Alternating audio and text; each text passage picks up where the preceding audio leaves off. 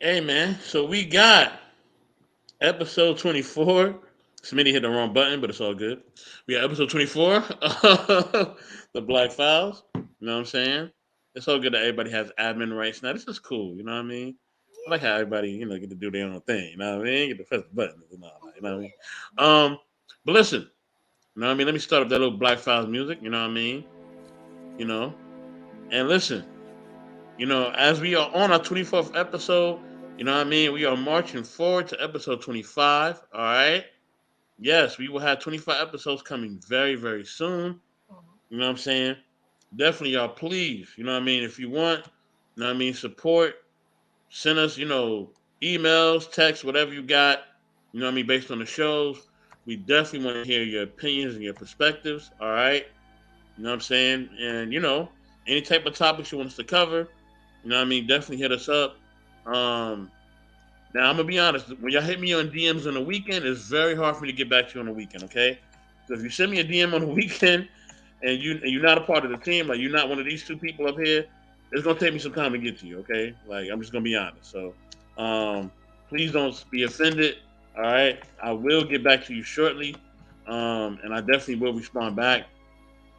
But the weekends are just hard. I have family over. You know what I mean? My lady's with me. You know what I'm saying? Sometimes our family come through or whatever. So it's a lot going on during the weekend, man. We're just trying to figure things out. So, um, yeah, man. Um, you know what I mean? With that being said, you know, hit me, like I'm saying, hit me throughout the week. Monday through Friday, Monday through Thursday is perfect. Like literally perfect for me. Um, with that being said, y'all, right? Man, we about to get into the paranormal, to the strange, to the indifferent, right? Y'all know what the Black Files is about. Y'all done seen all the episodes, and thank y'all, like I said, for all the followings. We appreciate y'all. You know what I mean? Thank you for making this like the cool show. You know what I'm saying? Out of all the shows, we know that this is the one that is like in like high demand, and y'all always are asking me, when is this show coming back on? And I never tell you because it's for a reason. But but yeah, we know that y'all love watching this, and we love making these shows for you. Me and Lola love making these shows and crafting them and all that. So, um, thank you for making this a great ride for us. And as we go on to episode 25, you know what I mean, which is going to be a great show. In episode 25, we may do something different. In episode 25, we'll probably stream a little bit longer because it's 25 episodes. So we'll probably stream a little bit longer than usual, and we probably may come on a little bit earlier so we can stream longer for y'all and show y'all some love and appreciation. But with that being said, this is episode 24. I got Smitty in the building. I got Lola in the building. What's going on, y'all? What's good? Hey, everything's okay with me. I'm glad to be in the land of the living, and yeah, got major issues, but I'm here with you good people. Just stay away from the soda. Just stay from the soda. You'll be perfectly. Just like we're trying to get Stan off of the McDonald's. Stan, leave that McDonald's alone, okay? If you hear the sound of my voice, Stan, leave the McDonald's alone, Stan, okay? McDonald's does not love you. But Okay? Leave it alone, that's brother. all he has access to. Do not listen to him. He knows how to cook, okay? And very well at that. Oh my god. You stand alone. How are you, Smitty, what's Smitty? going on, bro? Any day that I wake up is another day that I have nothing to complain about.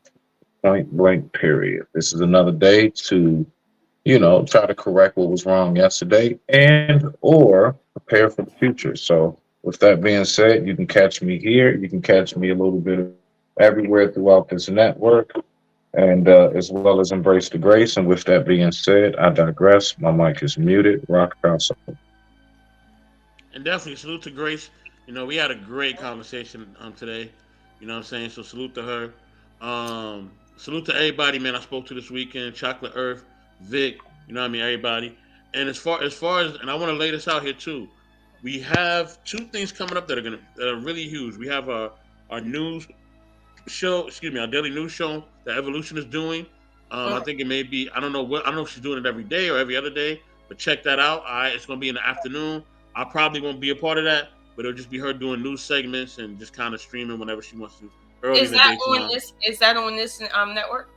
Yeah, it'll be on this channel. Okay. So she'll be early on the day. You know what I mean? I think she'll probably start at 2 or 3 Eastern Standard Time. I'm not really sure. I don't know. But she crafting up stuff. She putting stuff together, and she's just gonna go live whenever she wants. And then also a big one, man. I know that y'all been wanting, all night type of stream. I've been hearing about this for a minute. I know there's been something y'all been trying to ask on the low, right? It will happen on Friday nights, okay? So we're gonna have a Friday night stream, okay? Please don't ruin this for yourselves, okay? Because if y'all ruin the stream, I will completely not have it ever again. All right? So don't ruin this, okay? Please make this Friday night stream something that I can have. I don't want to take it off the network. I want to keep it. But if y'all start some old, y'all know them other shows that be on all night. Y'all try to do some stuff like that on this network, it will get completely taken off. Oh, you mean the after hours brawls? Yeah. You know what I mean? We not doing none of that stuff on here. So yeah, so please, it's gonna be a Friday night show hosted, you know what I mean, by Vic the Freeze Music. Salute to my man Vic. You know what I'm saying? We love Vic, you know what I mean? So he gonna be doing the Friday night thing late, all right? You know what I mean? And you'll probably see some of these people up here, because they'll probably figure out like who's gonna be on and who wanna come through with him and who gonna chop it up and who'll come in. And you'll probably see me here and there, right? I might come in here and there, yeah, right?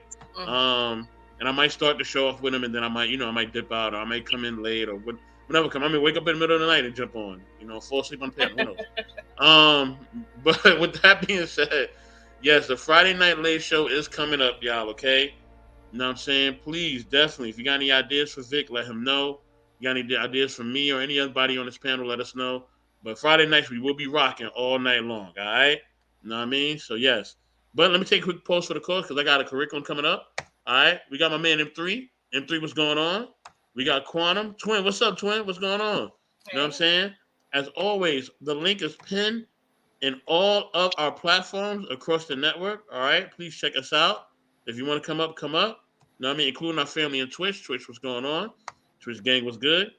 But let me pull up this first video. As always, Lola does not know, nor Smitty does not know when I'm about to pull up. All right? But let me pull up this first video, y'all. Go ahead, Smitty. Real quick before we get going, I want to throw out a quick what is true about Smitty. And we'll get to the actual, I will tell you what the answer is at the end of the show. So for everybody watching, and I'll repeat it one more time and maybe the middle segment right before you play this, okay? All right? Which is true out of all of these with Smitty in real life, okay? I've been in a space shuttle, okay? I own a telescope. I've been jumped by aliens. Or aliens live in the ocean. One more time. I've been in a space shuttle. I own a telescope. I've been jumped by aliens. Or aliens live in the ocean. Think about it. We'll get to the answer later. Just a little something for you. Work out so. I like that. I really do like that, Smitty. That's what's up. You know what I mean? And, M3 showing his love. Simon, what's going on? My big bro Simon. Simon, what up? All right. But yeah, we about to get into this, y'all. So as always, we like to get into stuff that's a little different, right? Shout out to the OG Trey Ferg, all right? So this is different, and our content is brought to you by, the homie Woke Dev. Salute to him. You know what I'm saying? Salute. You know what I mean? He definitely, has some interesting stuff that I wanted to touch on. He had a lot of stuff I want to touch on. So yeah, man. Fair use as always.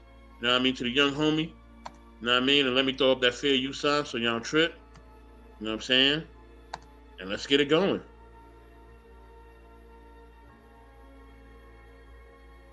UFOs are being found in clouds, and here's why. There's a new movie that came out called Nope. It's a movie about a UFO that hides in the clouds. And in case you didn't know, the industry loves putting the truth on TV. This is why shows like The Simpsons exist. So what does this have to do with UFOs in real life? Now there's a new UFO sighting going viral. What is that? What the fuck is that? Like, that is the craziest shit I've ever seen in my life, bro. And it was found in the clouds, just like the movie. It's in the cloud.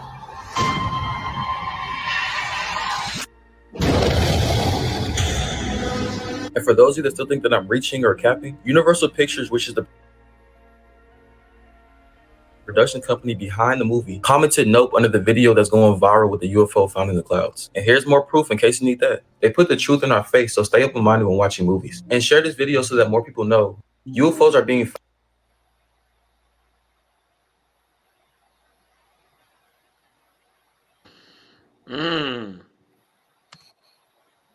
Lola, your space buddies are saying hello to you.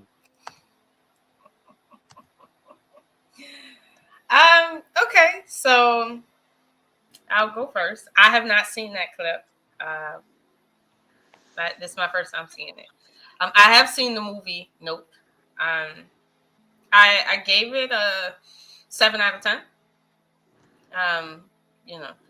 I felt like the story could have been a little deeper. And there were certain aspects of the story that didn't quite fit with the narrative. I think they were just kind of trying to have cool stuff on screen, but it didn't really fit with things. But 7 out of 10. When it comes to what I think they're trying to describe, which is camouflage, or let's say stealth covering, I do believe that technology is a thing somewhere in the universe. The question would be, if an alien civilization is in the clouds and they're, let's say, camouflaging themselves, right? What's the benefit of camouflaging yourself? Like, what is the benefit? I'll be honest with you. I've had other experiences that would put that to shame when it comes to camouflage.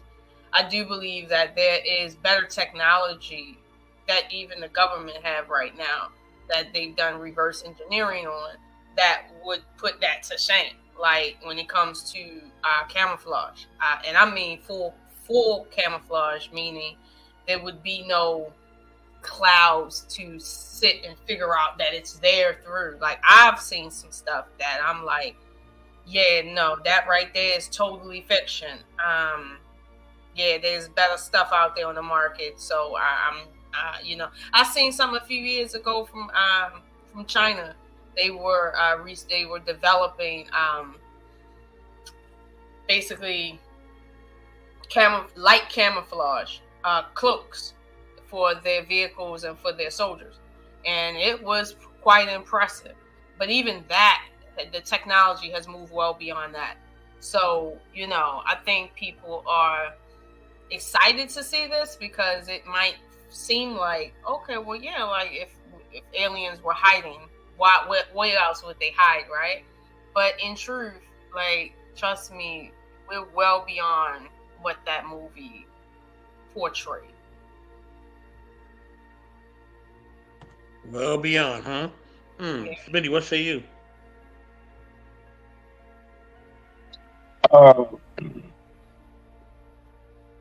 The lovely host here has definitely made some excellent points. I'll tell you this. I myself, just on a basic level, I have seen the cloaks that they throw over, bruh. That shit looks like a mirror. It's like you throwing glass over you or some shit. It's like a blanket. It's a camouflage blanket, and it's bulletproof.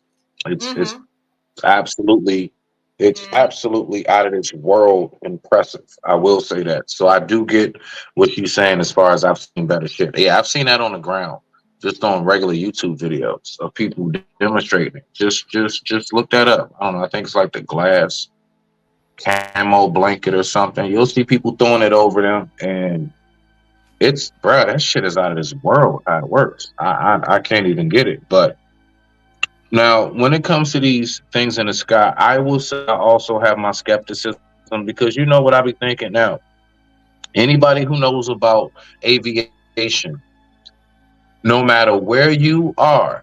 Just like how police in certain jurisdictions or whatever, they have to a certain degree, stay in contact with dispatch.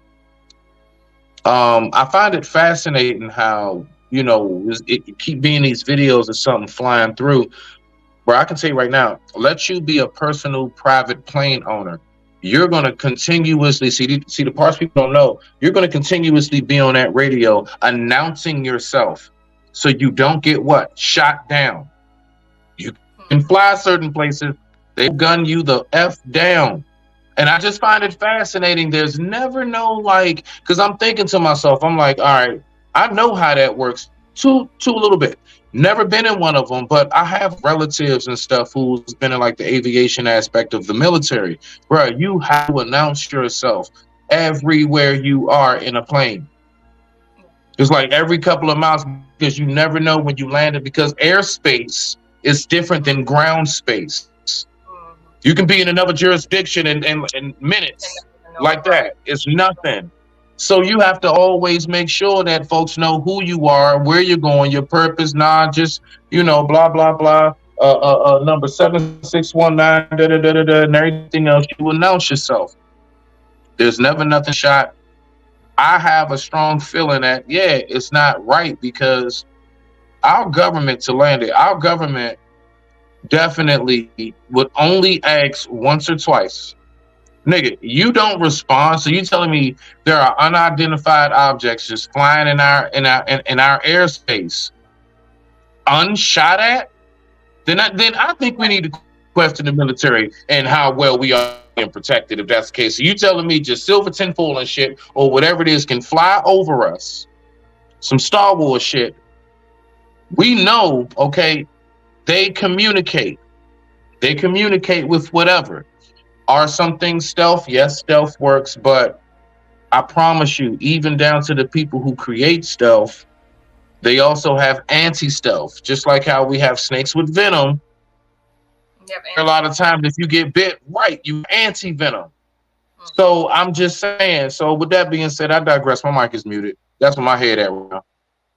I had the same question, Smitty, because if anybody is aware of just the protocol that the U.S. Coast Guard and Homeland Security is under, it's like there's too many radars in the skies, under the water, on land, in the ocean, in space.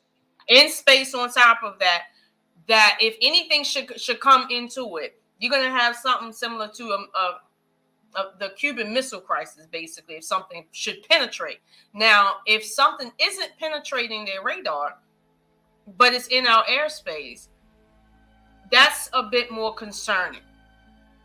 That's a bit more. And you know we off the shoot first, act later.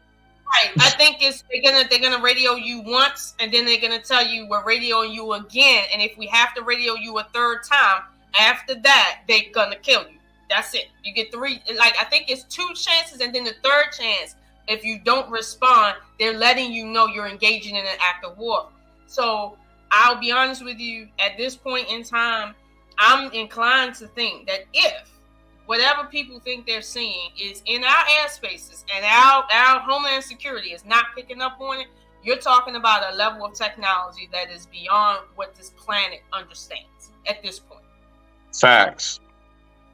Good shit. Nah, I'm with you on that. So, I mean, that's just been my main thing when it comes to this whole, you know, I always keep, because look, this is what I'm saying.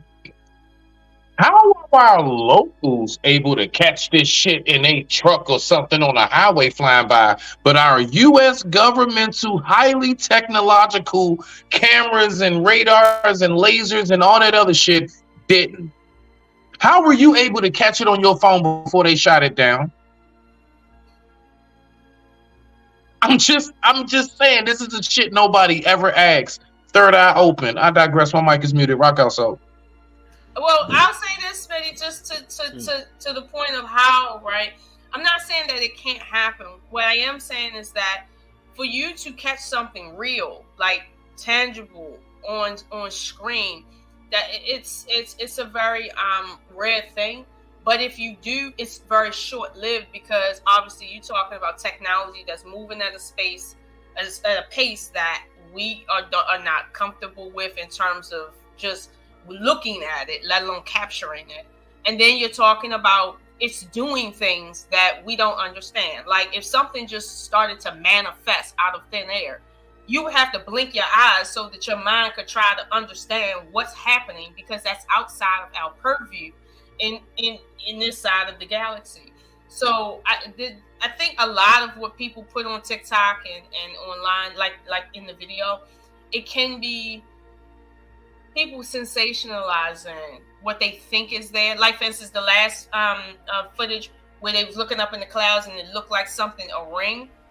That's an actual cloud right there. That's not a thing. Clouds form that form, because I forgot what it's called, but that is an actual thing. So most people aren't used to seeing clouds in certain ways. So it can come off a different way. But I'll be honest with you, I'm not discrediting that something could camouflage itself in clouds. Like, that could be the case.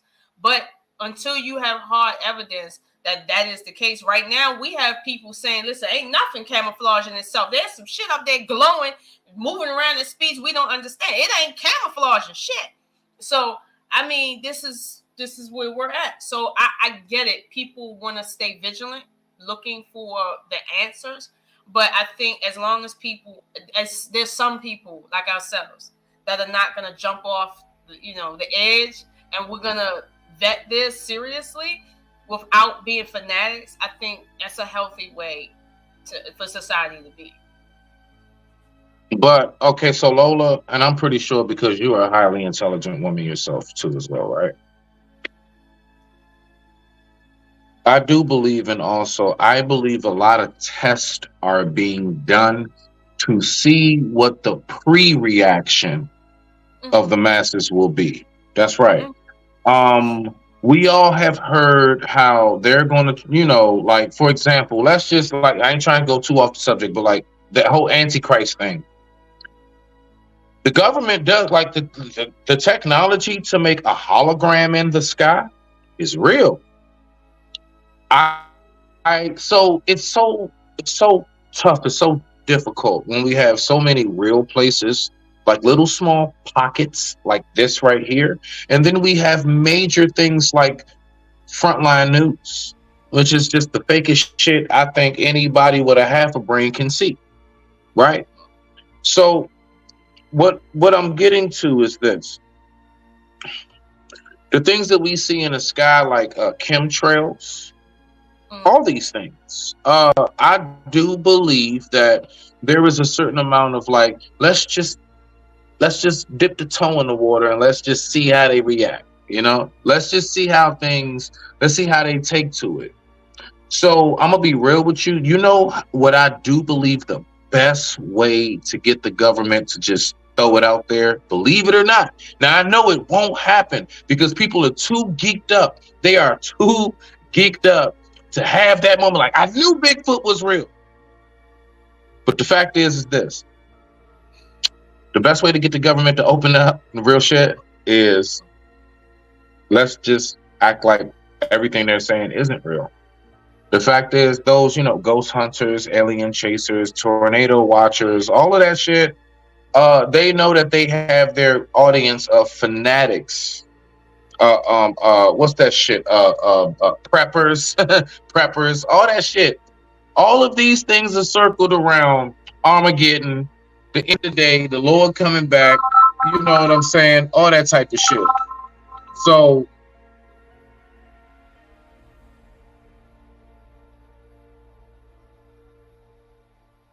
you muted him. He's on a call. Oh, okay. Well, I was gonna say, as far as like the government running test runs on the public, I'm not mad at that because that's how the government creates let's say what they call a coup plan. You see what I'm saying? Basically, it's just them pretty much running the diagnostics to see where's the holes in the story.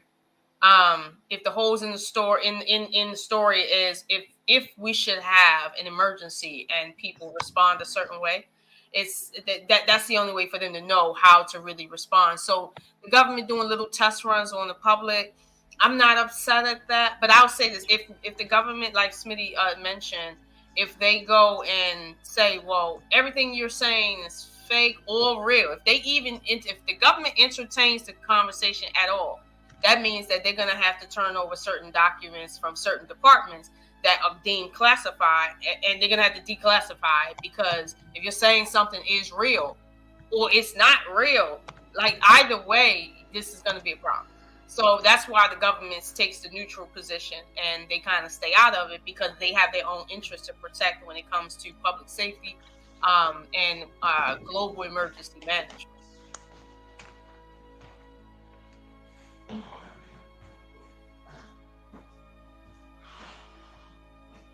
Smitty had to go cook something.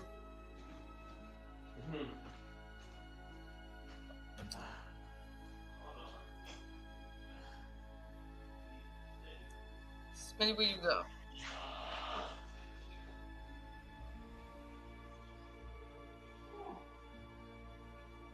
Yeah, I can't hear you, hon. I can't hear you.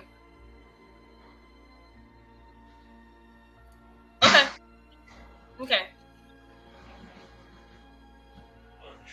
So Smitty's gonna be right back, but like I was saying, I don't have a problem with the government running test runs and whatnot, because that's what I would do if I wanted to pretty much create a safety plan. That's what I would do. I would run a test. You say something, Smitty? No, I can't hear you. No, we can't hear you, bro.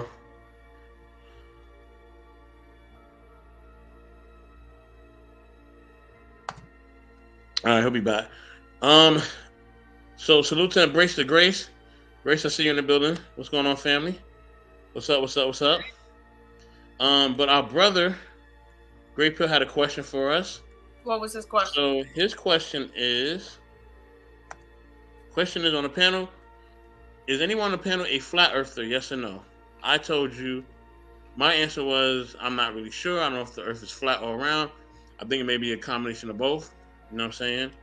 So I really don't know. But yeah, I'll let Lola, answer that one. You know what I mean? As I get the next video tuned up and ready. Thank you, Great Pill, for asking such a non-related question. Trying to derail us. I got you. Okay. While you're at work and can't come up here. But no, I wouldn't classify myself as a flat earther. Like I've seen flat earthers and it's quite religious. I'm gonna be honest with you. There's some people that talk about the earth being flat. Like that's the best thing to understand since God was creating. And my thing is, what I don't understand what the big deal is. If someone believes that earth is flat and at the end of earth we're gonna fall off of it into space, okay,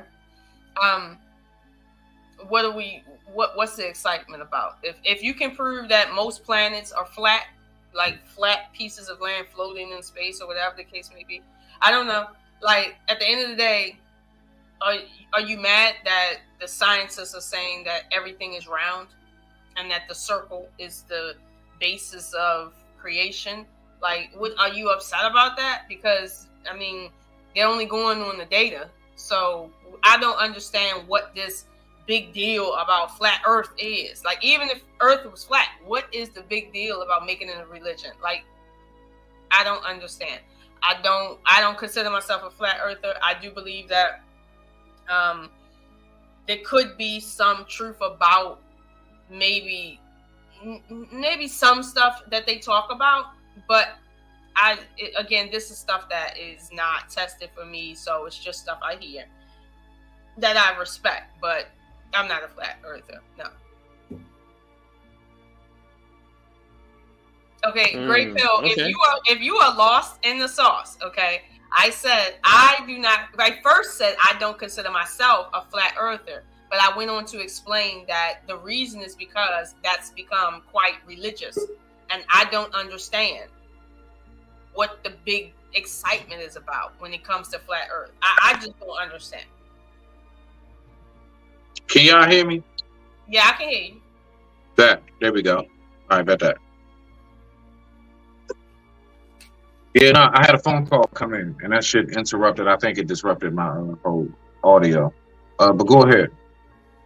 No, I was answering Great Pill's question about if we're flat earthers, and I told him basically no. No. Me, Lola, you know, me and you had that talk with Sir Hector. Mm-hmm. Yeah, no. The fact is that there are too many, like honestly, not even too many. There are like a good top 3 examples that just deads that. It deads it in the water. It's nothing to talk about. One, like I've said before, how planes use their trajectory. Lola, we talked about this before. They do not go in a straight line. You cannot get from here to Africa going straight. There are curves that are going to have to be made. That is an indication we are in a spherical, okay, not a flat plane. Second, how daylight, dawn to dusk proceeds. The fact is, if the earth was flat, it would just be like that. It would there would not be a gradual shift as we go from dawn to dusk to dawn and dawn to dusk. There would not be a gradual shift.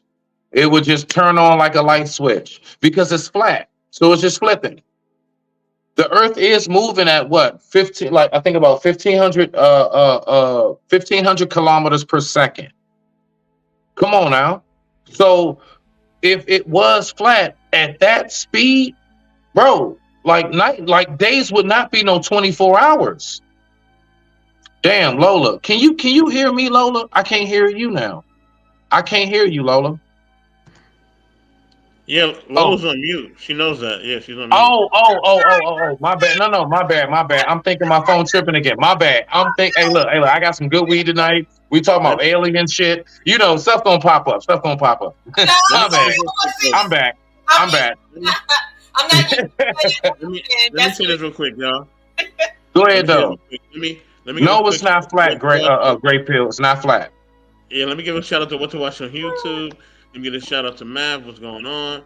Let me give a shout out to Kalia. You know what I mean? Good to see you, Kalia. You know what I'm saying? Definitely. Thank you for showing us love. You know what I mean? Shout out to Grizz. Grizz, what's up, man? What's going on? You know what I mean? I digress. My mic is muted. I holler. Yeah, go ahead and keep building, y'all. We here. But I'm just saying, like, real talk, like, so when you talking about the earth being flat, bruh, I mean, I'm sorry, like I said before, honestly, like your very eyes, considering you have, let's just say, basic 20/20, right? You're not somebody near farsighted. You can't, focus in. You can look up at the sky. You can see the curvature. You can see it. You can see how it rounds off. You can literally see we're inside of a bubble. We're inside of an aqua marble. This is what I call the aqua marble of space. Yeah, but you really couldn't see that until you get in an airplane and the altitude is like high because of a storm. Like if you ever had to go over a storm and you had to get up high, that's when you start seeing the curvature of the earth when you're That is true. And you that is true. Bend a little bit. Yeah, like. But what I'm talking about is we all know, like, for example, like where I am, Lola, I'm pretty sure you're hip. I'm in an area that's like less city lights.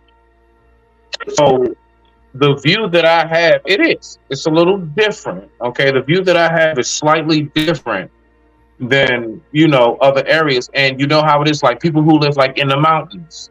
Their view of a night sky is going to be slightly different than somebody, that's more on a flat plane, the whole nine. So depending on where you are in the world, you can have a different view of the sky. Like, perfect example to land it right here. Mav, I see you, big dog. Go to certain places like in the Middle East, Africa, look at the sunset. That thing look like it's right there. You could touch it. How huge and how close the sun looks when you're on a certain part of the equator is beyond this world. Yeah. You know what I'm saying? As opposed to here, that shit always, I don't care, even high noon. It's real bright, but it don't never look like it's a huge. Yeah, huge point. a huge grapefruit in your face. You know what I'm saying? And So I digress. My mic is muted. Go ahead, Lola. Then we'll get to you after Lola, Mav. I think you. Mav after Lola. Sorry. I think you make the great point because you got to realize that if Earth is curved, those that live at the equator are closer to the sun versus not. So if there is a difference in the view, it's because it can't be flat. Like, however you want to explain it, it can't be flat if there's a different view depending on exactly where that equator line is. So, but that goes to my point. I don't understand the religious spirit around this whole subject matter. I don't understand that. I'm not that much of a conspiracy theorist, but I don't understand. And I mean, I don't like to take too much time on that subject because, again, I'm not trying to knock nobody's belief. If it makes them feel good, I'm okay. But it seems a little cultish. Well, like Soap said, Lola, dumping a liquid bag of Domino sugar and lard in your mouth makes some people happy, like yourself, as he would say. But does that mean it's good for you? Facts. I just had to throw that in there. Go ahead, Mav. I'm on the show. I got you. Yeah, go ahead. I'm right here. Oh, it's not. Hello? I can hear you. Hello? Can you hear me? I can Okay. hear you. Oh yeah. So I'm actually like trained as a physicist. Like we are the ones who prove these sorts of things, and like we didn't need telescopes, and we didn't need planes, and we didn't need any of these things to prove that the Earth is not flat. That Earth was actually first proven that it was not flat by the ancient Greeks. I forget the guy's name. I think it starts with an E. But the test that he did was if the Earth is flat, then it doesn't have a radius. And so if I put a stick in the ground, the angle of the shadow will be the same at the same place at the same time anywhere you put it. And so he took the angle of he put the stick in the ground, and he took that and Mav, you're Borging. Start over a little bit. Hello? There you go. Yeah. You're better now. Go ahead. Go back just a little bit. Put the stick in the ground and what? So he put the stick in the ground, and he took the angle of it, right? Of the angle of the shadow. Then he went to a city like 300 kilometers to the east or whatnot. And if the Earth was flat, then the angle would be the same. But he took it, and the angle was at the same time of day, at high noon, and the angle was not the same. And the reason the angle was not the same is because it wasn't a straight line that he was traversing. It was the arc of a curve.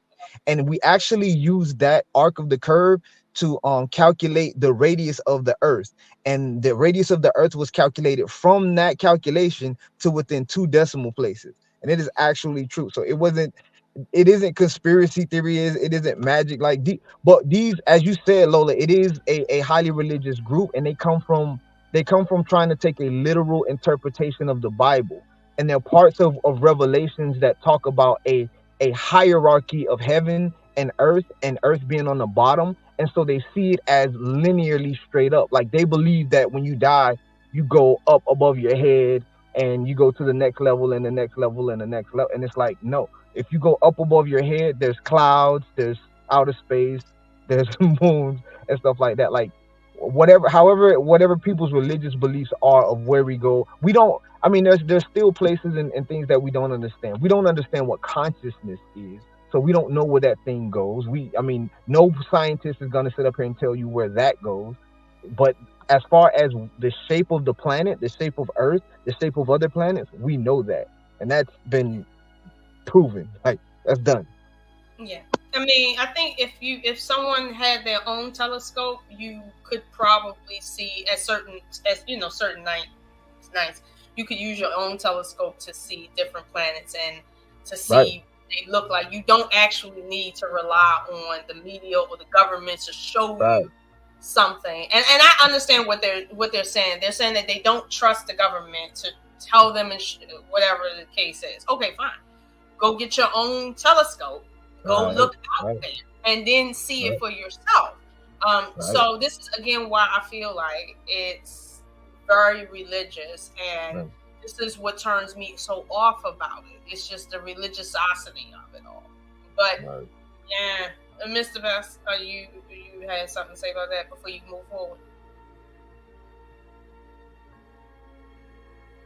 You there, Mr. Best? So Yes, I am here. I'm here. Sorry about that. I'm heating up some food. Let me my man Ron Mack on here. Salute, Ron Definitely Mack. not surprised. Not surprised. Like I said. Salute. You know what I mean? So let me give a quick pause for the cause real quick. Let me shout out my sister Ramadan. What's going on? You know what I mean? I like how Great Pill is mixing it up in the chat. All right. He said, "Who was they, sir?" So I'm guessing he's asking Matt who was they. So Maverick, don't pay him no mind. Don't pay him no mind. I never said they. I never said they. They is a pro. They is a pronoun. I'm not in the pronouns. I'm in the proper nouns. Don't pay him no mind. Don't pay Great Pill no mind. Mav, real quick, you have a YouTube channel?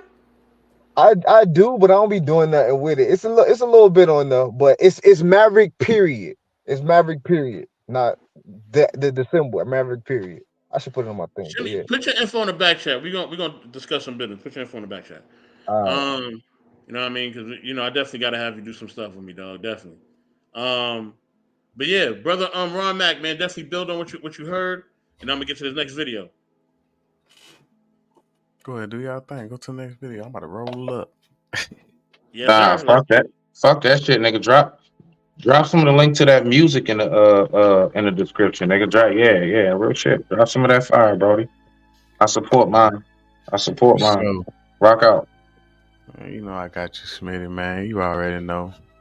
Grizz, we talking about a little bit of everything, Grizz, but we about to hit another video, and we about to talk about something completely different. All right, but we was talking about aliens, and you know what we do, Grizz. You watched the Black Files plenty of times, so you know how we get it.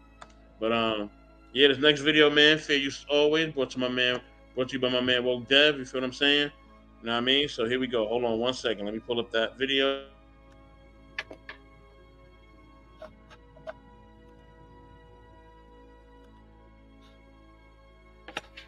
I'm about to tell you right now, brother. I got you right now.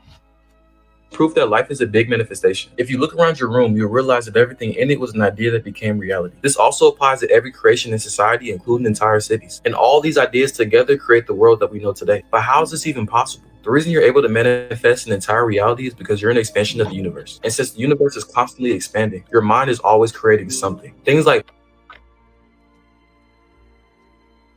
thoughts and imagination that eventually turn into reality. Once you understand the power you have, you can then consciously create everything that you want, because you already created everything you have up to this point without even realizing it. Our intention is everything.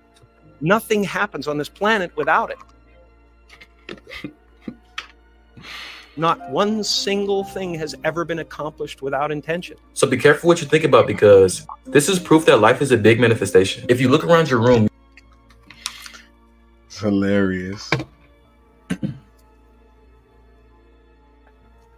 Hilarious. Go ahead and build, family. All right, so look, right. That's what I'm gonna say on it briefly. When you talking about like manifesting things, a whole nine, and the universe expanding. Look, let me say this first and foremost. People, please be wary of the niggas who make shit try to sound too damn deep. Thank you, Smitty. Please be wary of these niggas who, like, this guy to use astronomical. These niggas sound like a Wu-Tang and Poet Night. They sound like Wu-Tang and Open Poetry Night.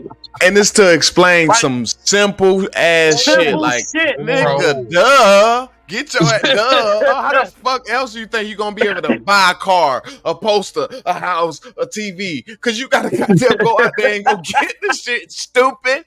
That's called working your ass off and hustling and grinding. Maybe people make, we can manifest things in our life like it's I didn't even think about that until I thought about it, and it's there because I had went in with intention. Like, This nigga crazy as fuck.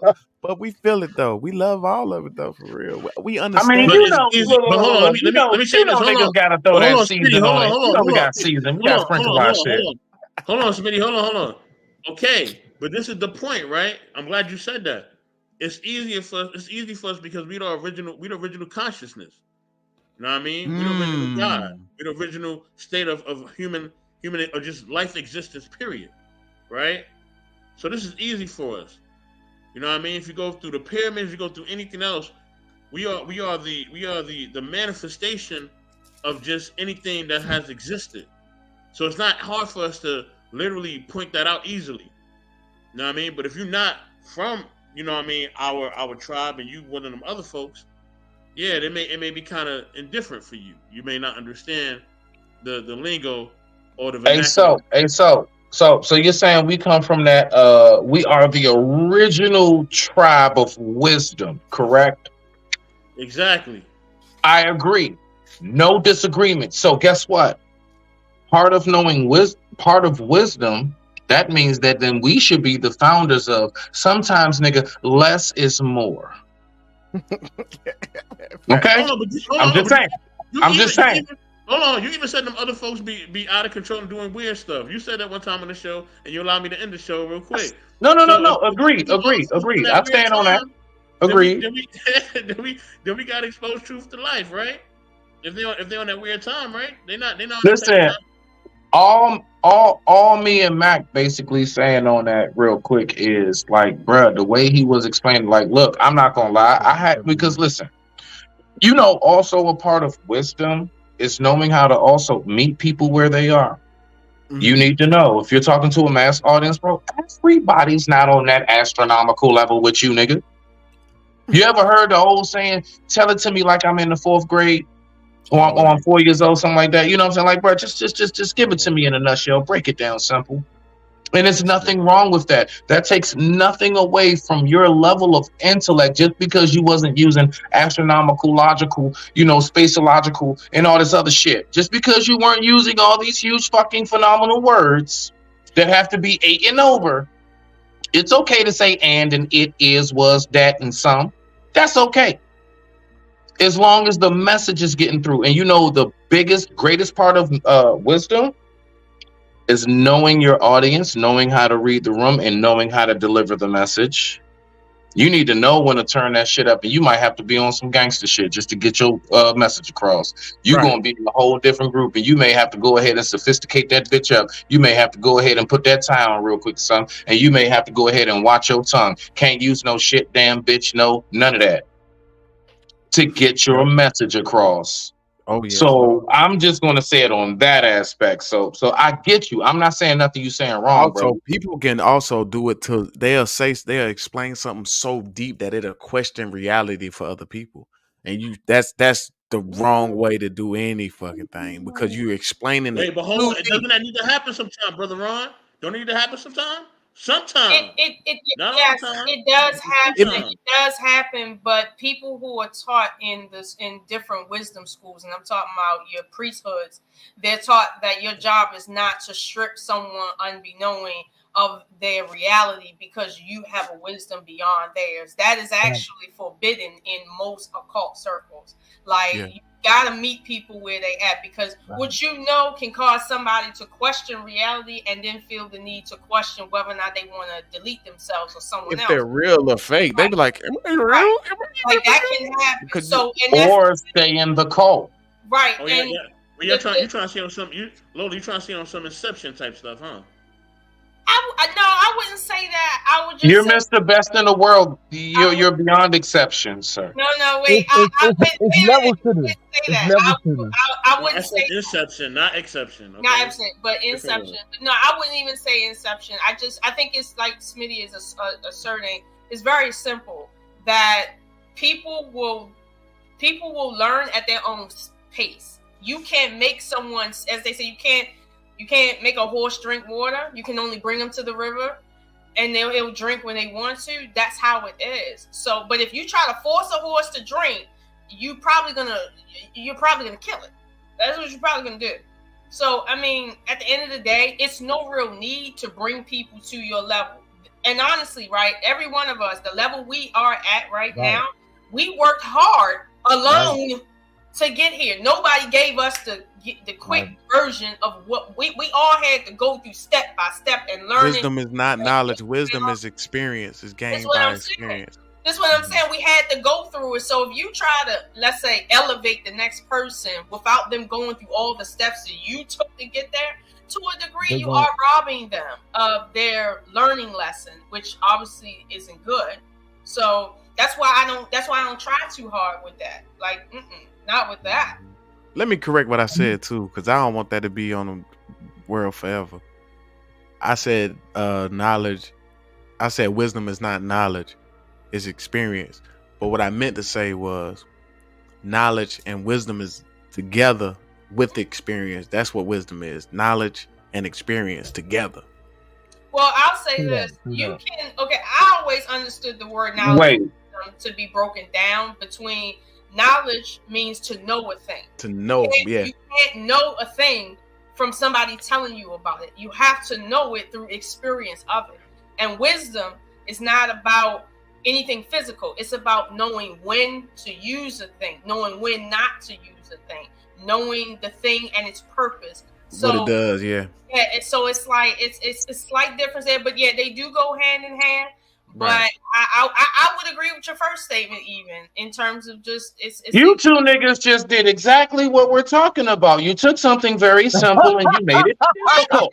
Why did you niggas just do that? Wait a minute. It's simple. You know what it is, Smitty? Wisdom and knowledge. Okay. You know what it is, Smitty? Knowledge is the education. Knowledge is the know-how. You know, like me, I know exactly how to build a treehouse. The wisdom is applying the knowledge. Simple. Yeah, simple. Wisdom is applying what you know. A fool is not the one who doesn't know anything. A fool is the one who knows in abundance and chooses not to utilize what it is that we have. But Smitty, I digress. My mic is muted. But Smitty, you know, some people would say they know something, right, because they've been told about it and they feel that they know it. And the truth is, you don't know a thing unless you have experienced it in the flesh, meaning in the 3D. So that's why I'm saying you have to kind of break those words apart so people can understand and then put it back together. You don't know the stove is hot. You don't know the stove is hot until you touch. Real quick, I'm gonna let you get in there, Ron, so I don't lose my thought. Lola, if I've been on dates and if I recognize, you know what? Here we go. Women with these, no, real shit. I'm just going to say it. When she has her nails this length and they got all kinds of little fake ass jewel shard diamonds and shit on it.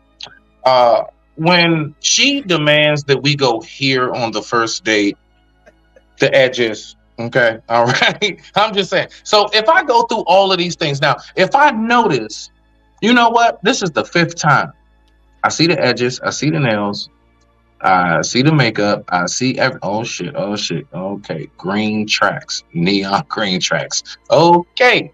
Now, when I get to saying, I've learned my knowledge. I have the knowledge now. They're going to ask for a bunch of shit and they're going to give damn near nothing in return. This is not a woman I can have depth conversation with. This is not a woman I can expect to support whatever it is that I got going on and the purpose that I'm chasing. Nothing. It's all about what can you do for me? That's it. Once you can't do nothing for me, I'm gone. Is it not applying wisdom to then look on number 6 and be like, nah, no, thank you, man. You just did the same thing too, Smitty. I'm applying. It's discernment. Thank you. Thank you. We high, nigga. Rock out. Nah, rock out, Ron. You got it. You know what? No, I'm not debating y'all on that. I see. I'm not getting caught up, Mr. Best. You got to take it away. I'm not getting caught up with that. They trying to spook me. This is what I was trying to say too, though. It's okay for a woman to get dressed up and do all that fancy dancy stuff at times for occasions. You know, might even throw some tracks, maybe. You know, might throw some green. It might be a themed situation. I think that's cool when you do it tastefully in that way. You can do whatever you want for real. It's beautiful, but just do it tastefully. Everything.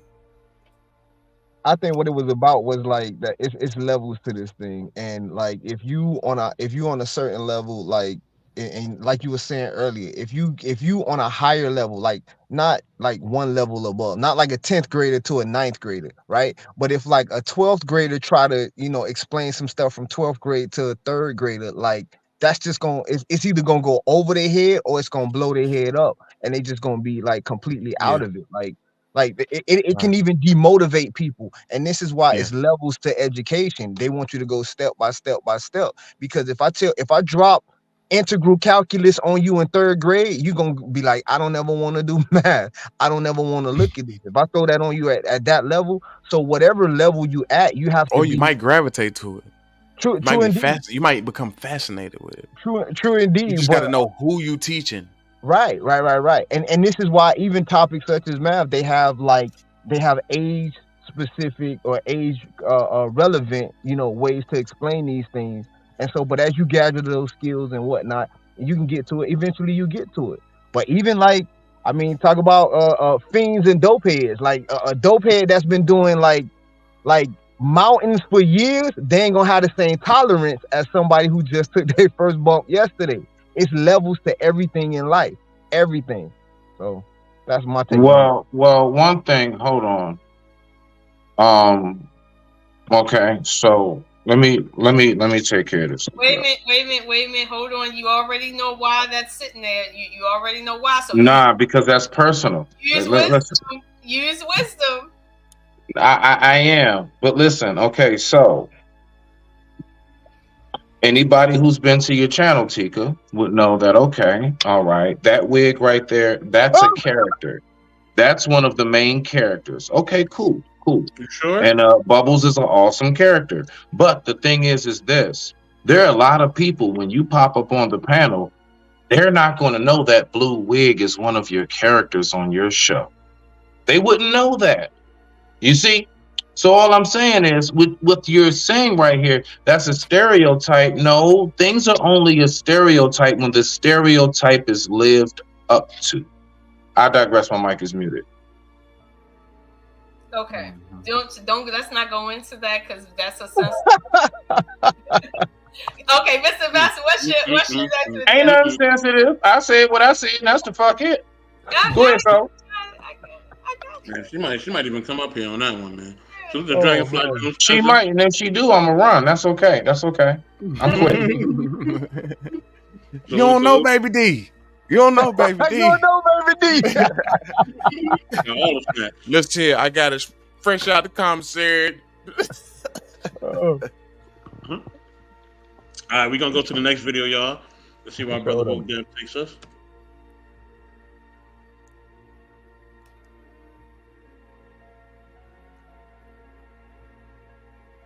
Where the video at? Oh, I must ain't manifested that motherfucker. Yeah, no, you have to pray over sage and birthstones. What's the birthstone? Movie Hunger Games represents our society in real life, and here's how. This movie starts off in a poor and dictated city called District 12. And in this society, everybody's being monitored and controlled. Clear the square! You're all under curfew! Anyone out after dark will be shot on sight! But when got me fucked up. Katniss actually makes it to the arena, it gets even deeper. She gets placed inside of a dome that's controlled by powerful people. And this is where she's forced to survive it. Now, the people that's controlling this arena is able to do things like change the weather and add anything they want to it. They literally have full control over everything. Now, doesn't that sound a little familiar? The same people that controls everything that happens in this arena are similar to the people that control everything that happens in real life. And to everybody that thinks that we live inside of a dome, now I'm not saying that we do, but check this scene out.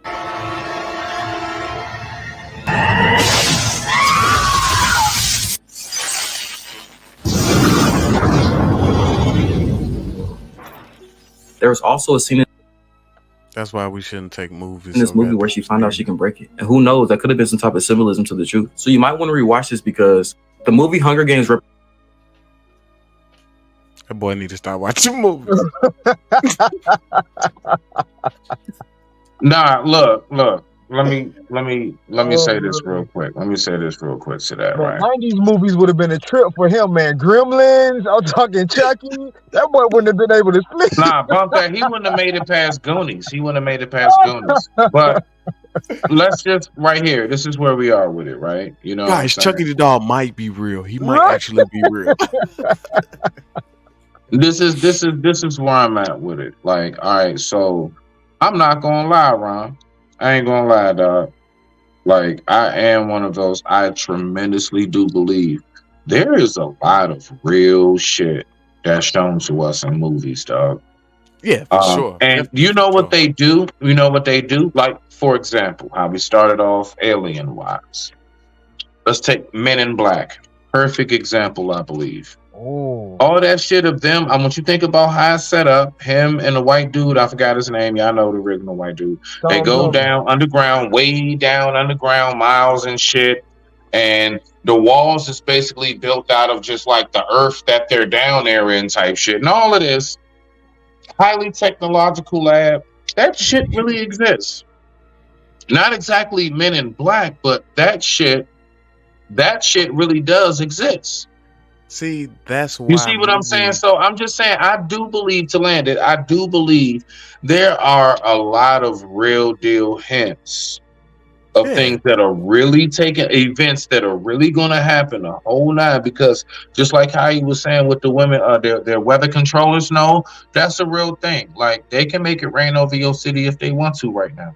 They can make it snow.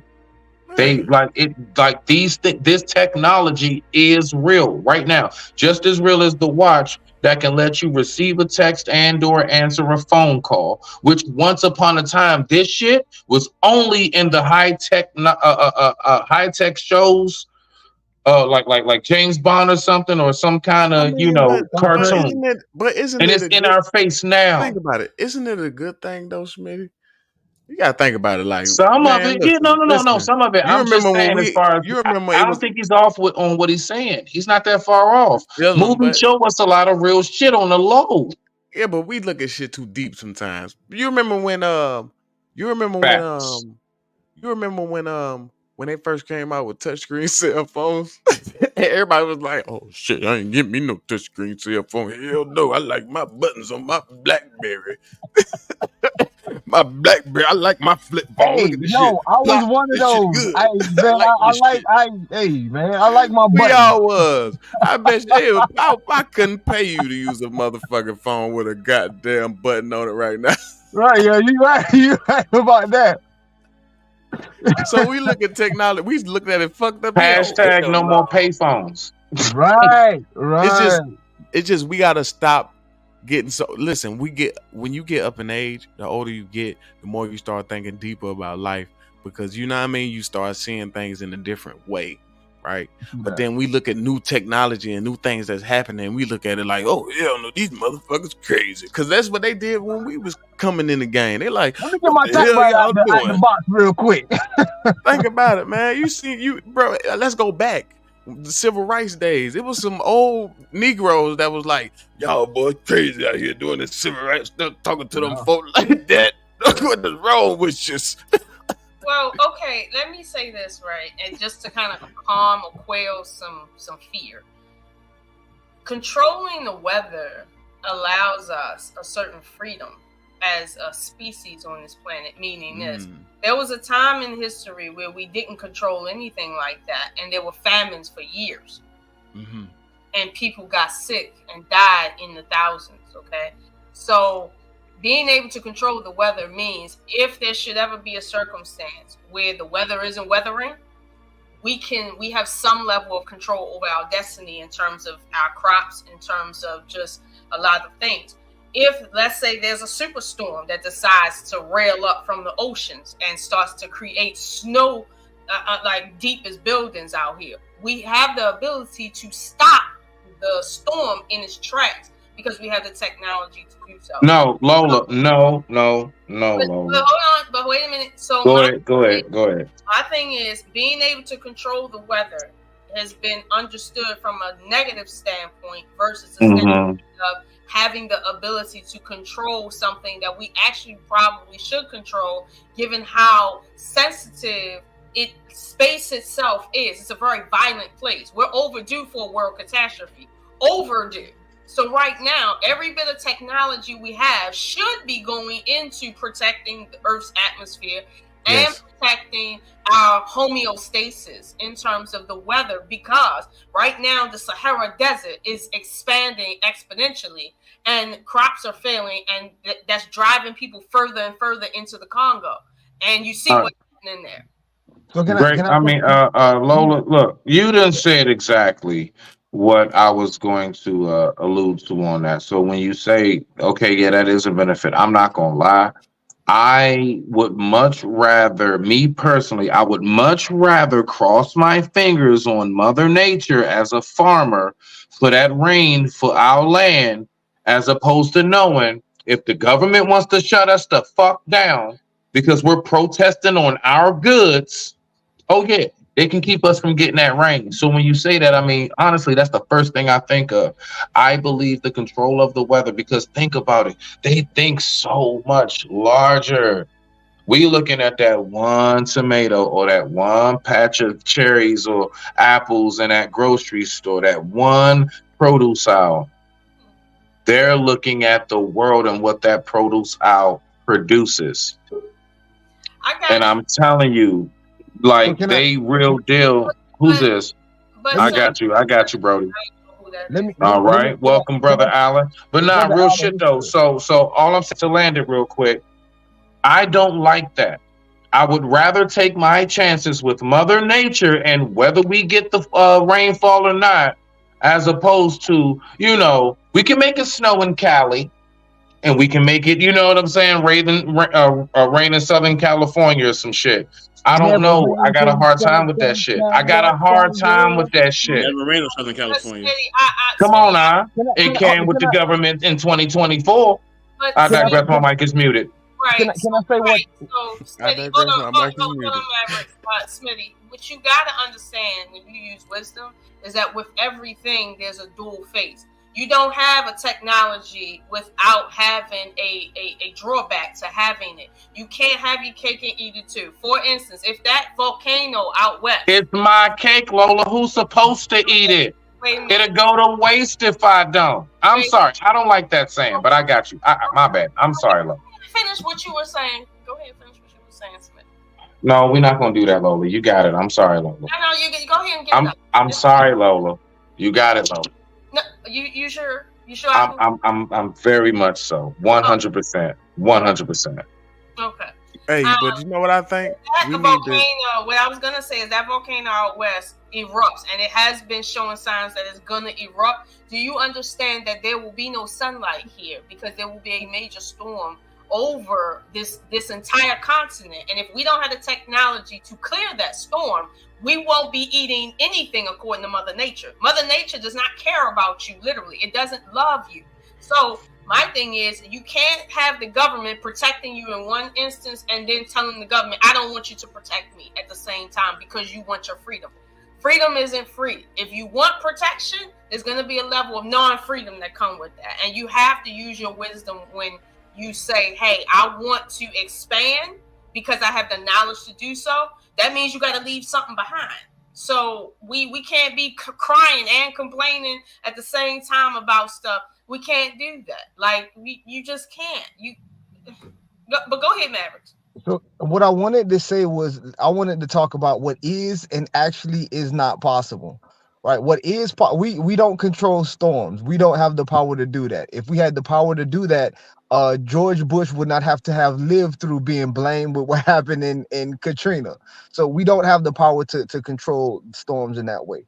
What we do have the power to do is make it rain. We do have the power to make it rain. As a matter of fact, in Dubai, in the club, you motherfucking right, in that club, nigga.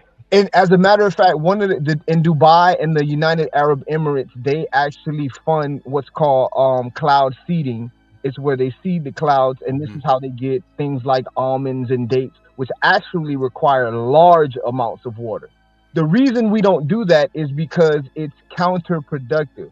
And as Lola pointed out, with every technology, there's a benefit and there's a drawback, because these cloud seeding planes, what they end up doing is they end up drawing more moisture out of localized places, and so they actually create more droughts than they actually solve. And so it actually is a net negative. So we can't. So, and this is why I mean, as tough as it is, like I do tend towards what Smitty is talking about. We can when human beings get involved with playing with nature, when we start playing God, things don't never end up well, because we don't have actually the power to do these things. We just don't. We have the power to mitigate certain things. We have the power to, again, as I said, solve certain kind of issues, but our solutions end up causing more problems than they solve. Right? Well, it's just like life, y'all. This is the level, this is the stage that we are in. We don't know what the future will bring. They might create so much, they might dig up so much of the earth and put it in different places and figure out how to actually use the planet for real. They might figure out how to do it when the planet won't have any pimples, which is a volcano or too much of this oil. It's like your skin, the earth, period. We can figure out how to make it beautiful by taking care of it, by using things from it, because everything comes from the earth. But Ron Mac, that would mean we would be a Category 1 civilization. We're not a Category 1 civilization. How do we know? Okay, there's 4 categories of civilization that science has broken life into. Category 1 is a civilization that can utilize its planet to sustain itself. A Category 2 is a civilization that can utilize its own sun and planet to sustain itself. A Category 3 is a civilization that is utilizing its entire galaxy for whatever it needs for. That's a Category 3. We're not a Category 1 right now. Yeah, we still babies. True that. We just gotta admit that's what it is. But we working on it. We got a lot of people working on it. That's what we doing right now. We working on it right now. It's gonna take it's gonna take forever. It's gonna be past us, but it's gonna work. It's gonna happen. Brother Allen, is there anything that you wanted to share, bro? Since you're up here. Yeah, most definitely. Can y'all hear me? Yes, sir. Yes, I'm on the side of natural selection. And we had all these things in the past is because we couldn't control them. And low key, we really didn't try as a civilization to try to do all this super control like we have now. The thing about natural selection and the volcanoes that popped off in the past, or the earthquakes and things like that, it regulated the planet as well as the people. So we're all sitting here now because our ancestors were survivors, true survivors. We wouldn't be here because there were all those millions upon billions of people that have died throughout the history of these tragedies and what was that over in Italy, Pompeii, and all these tragedies that has happened throughout the centuries. And you're still sitting in that seat. You're sitting in that seat on the mic. I'm on the mic right here. Yeah. He's in the car. How you think we here? Because our ancestors survived. We were the select ones to stay on this planet. Our blood is selected to stay here. We figured it out, just like we're doing right now. So, I mean, you know what I'm saying? I'm just saying, like, natural selection helped got rid of certain things throughout the history. And we're trying to take natural selection out of its own hands. It's like, well, we're powerful enough now. Let's try to control natural selection. And it's right. When we need to move like the ants, it's good to dig under the ground and live under the ground too, right? And protect the planet, because there might be a time where we just have to. That's just smart. Was a time when we had to thousands of years ago. Why you think they're finding all these caves with tunnels that's thousands upon thousands of feet underground, rooms so big they're like stadiums underground? Mm-hmm. It's, you know. Mr. Taylor, I think that you make a good selection and you make a good point that natural selection should always be allowed to thrive because that is the way of nature, correct? However, there's levels to this, as Smitty articulated earlier. hospitals, for instance, are combating every single moment natural selection. Your car, those airbags in your car is combating natural selection. Yeah, I definitely agree with you. When you take Tylenol, that's combating natural selection.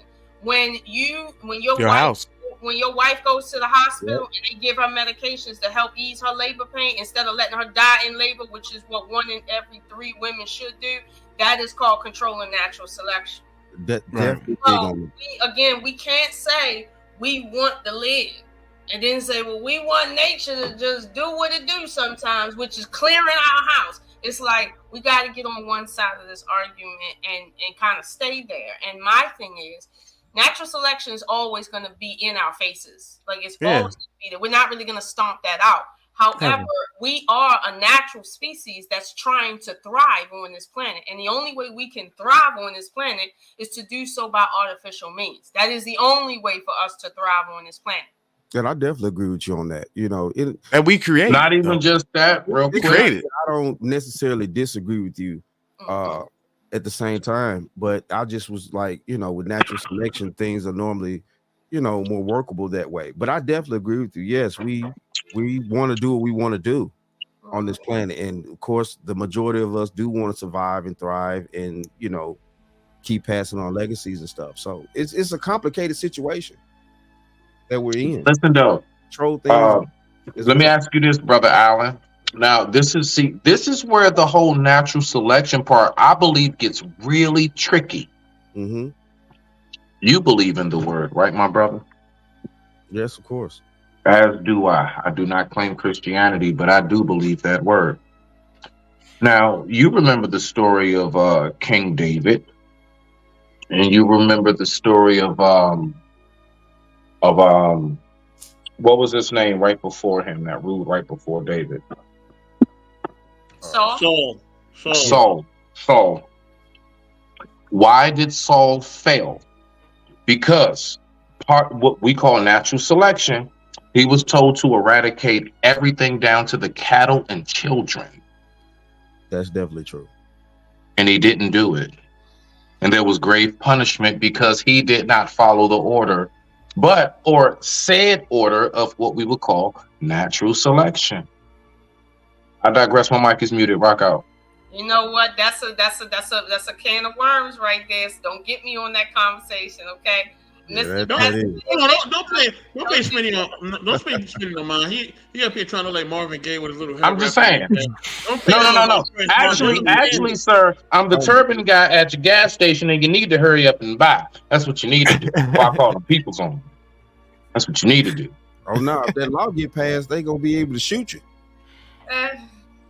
I'm just saying, when you talk about natural selection and you talk about people who wrote in their book that at some point in their past, their deity told them to go and kill everybody.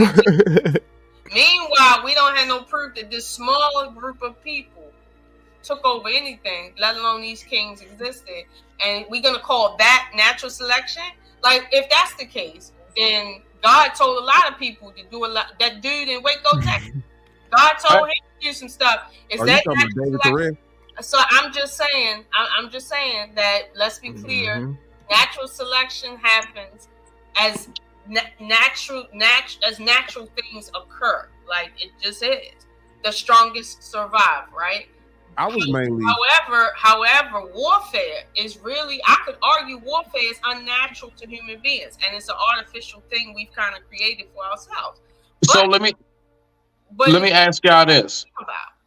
Let me ask y'all this, and Lola, I want you first. Self-deletion, is that a part of natural selection? Self-deletion is not a part of natural selection. And the reason why it's not a part of natural selection is because it's not natural. It's not natural for any living organism to kill itself. It's only natural for life to try to continue to live and or procreate so that it lives through its procreation. That's the natural order of things. So for something to kill itself while it is healthy, that is not a natural anything. I can see that it's kind of hard to take yourself out. Like, low key, it's kind of hard. That's Brother Ron. something that Mm-hmm. you just could naturally just do like that. Like I can't imagine me trying to take myself out like that. What'd you say, Smitty? No. I was letting Alan finish up. No, I was just saying because I was going down the line. I wanted Lola to go first, but what you got?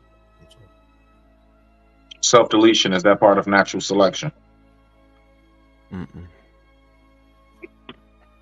Hey, anything is whatever the fuck. That nigga high as shit. Alan, go ahead and continue. I love you, sir. Ron. I love you, bro. This nigga is smacked out his mind. The fuck? I don't know what the fuck that was. Hey, Snoop Dogg. Go ahead, so. Snoop Dogg. They used to call it puff puff pass. You're supposed to smoke with somebody so you don't get so high.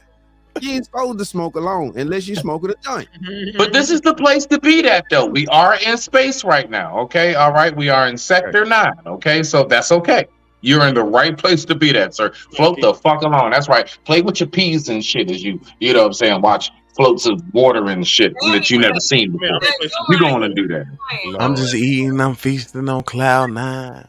My soul eating, I'm feasting on cloud 9. My mind thinking, I'm singing on cloud 9. You want to meet me, then see me on cloud 9. Where everything's fine. Yeah, we drinking grapes, we got bread, we got wine. Feeling this amazing should probably be a crime. Sitting back, patiently waiting my time. Subscribe to my man's music. Subscribe to my man. Subscribe. You already know what it is. Appreciate it, man. Appreciate it. I put a video in the back channel too. You already know. Hey, we got you. Hey, so drop that. I don't know how to do that shit. I'm still learning, nigga. I know how to drop you niggas though. I can drop a motherfucker, you get disrespected. I know how to do that shit. But look, right. What you got, Alan? What you got? With that right there, yeah, that's like the sister said, man, that's definitely hard if you actually sane and consciousness, things like that. That's definitely hard to do. That's man, wow. Self-deletion is something, of course, that is not natural, but there are exceptions to the rule, obviously, because we have heard stories while we've been living on this planet that people have actually done this. There, of course, if you talk to the Japanese culture, the Japanese culture does have a culture of with their samurais, if they are dishonest, disloyal, or they prove themselves not to be worthy warriors. I'm sorry, Alan, bullshit. And look, the only loophole in self-deletion, I believe, in getting to the kingdom, if you want to say, is a terminal illness, bro. Like it's over, like some kind of like extreme fatal wound. Like, bro, you was in the war and you're crawling as a torso with intestines dragging on the ground. Yes, I'm gonna ask you to put that one in my dome, bro. Yes. See, though, what you said, though. Think about what you just said. You said you're going to ask somebody to do that for you. That's not self-deletion. Self-deletion is when you actually take it upon yourself to do it yourself. Wait. Have you ever heard of deletion by cop? How does that operate? How does that? Yeah, suicide by cop. Have you ever heard of that term? Yeah, How does that work? How does that work? Of course. What takes place? But the thing of it is, from my understanding of the self-deletion that we're talking about, we're talking actual genuine self-deletion. You're doing it yourself. Nobody else is involved. Like them Buddhist people that set themselves on fire in public places in the name of something. That's self-deletion. Of course it is. They set themselves on fire. So, but it just is what it is. It's kind of hard to do unless you have to have a certain type of mind frame or brainwashing in order to do something like that. Like, in all sense of the word meaning, like it's just hard to do. Because like you said, yeah, our job is to procreate and, Okay, so hold on.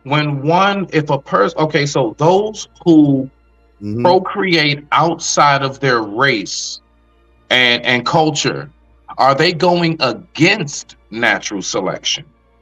Hell no, we still procreating. Well, I'll say this. I think we are. On one level, no, because you're procreating, right? But on another level, you are going against natural selection. For instance, when different bird species, right, when they mate amongst each other, they're procreating because nature wants to be diverse. But nature doesn't want to be diverse to the point where it's maladaptive, and now it can't continue itself. Like a liger. We all know ligers. So when two I get you on the liger. So when two species get together to create another third species that is not quite adept to any particular space, this becomes maladaptive in the natural order of things. Because I'm just going to be honest with you, when you got genetics that don't match in the same physical being, obviously you got problems. Like, and I don't want to go down the problems of humans versus and all of that, but you have problems. Infertility is one big problem just across the spectrum. Yeah. Like it's just a thing. But I'm not saying that being procreative is not a part of nature. It is. However, nature wants to preserve itself by nature. So you're not preserving yourself when you essentially create things that nature didn't want created. Okay, Lola, the reason why I can get with you on that, my dear, is because one thing I'm actually kind of against. Believe it or not, I know this is going to sound real effed up. We know that the earth has survived long before humans came along, and there have been, would we not agree, there have been many extinctions throughout the progression of, the planet. Extinction. I mean, existence on Earth. Boom. Okay. Right. I don't necessarily agree. Wait. Park the car. Don't move forward. Park. I'm making you park for a reason. Trust me. All right. So I'm glad you said that. Y'all always lead me into my next question and into my next video. Thank y'all so much. Y'all don't even know y'all be walking into a trap and you walk right into it. Open it up, but I want to say it before you go there because I just want to get it off. Go ahead. No. But hold on. Let me pull up this video before you even say anything. Let me pull up the video because what you just said coincides with the video. Post the video, yeah. All right. So fair use, everybody. I'm glad Smitty has led us into unknowingly. He's walked into a trap. You know what I mean? Okay. Wow. Unknowingly. That's what you call a segue. That's what you call a segue. It's a trap. Now, let's get to the next video. Fair use. You know what it is. Oh, shit. Movie Doctor Strange exposed the truth about reality, and here's how. Doctor Strange started off as a regular person that only believed what society has been taught. Fairy tales about chakras or energy or the power of belief. There is no such thing as spirit. We are made of matter, nothing more. And this relates to most of our society. Because most people feel the same way Doctor Strange did. He had to literally get pushed out of his body until he finally realized it was true.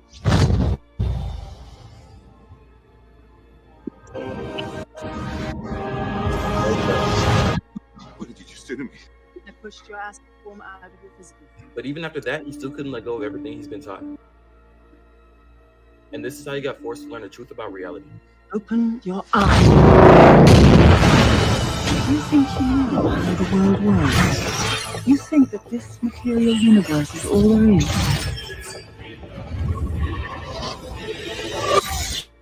What mysteries lie beyond the reach of your senses? Thoughts shape reality. This universe is only one of an infinite number. Worlds without end. Who are you in this vast multiverse? I had to cut that clip up, but if you want to see the full video, be sure to comment the truth. And we all know that Hollywood always puts the truth in movies. So let me know what you think, because the movie Doctor Strange exposed the truth. Hold on, wait. There's more. There is more. There's more. Mm-hmm. Yes, indeed. I can't leave y'all here without being full, right? You know what I mean? How am I gonna feed you and you not be full? Let's go to the second part to this.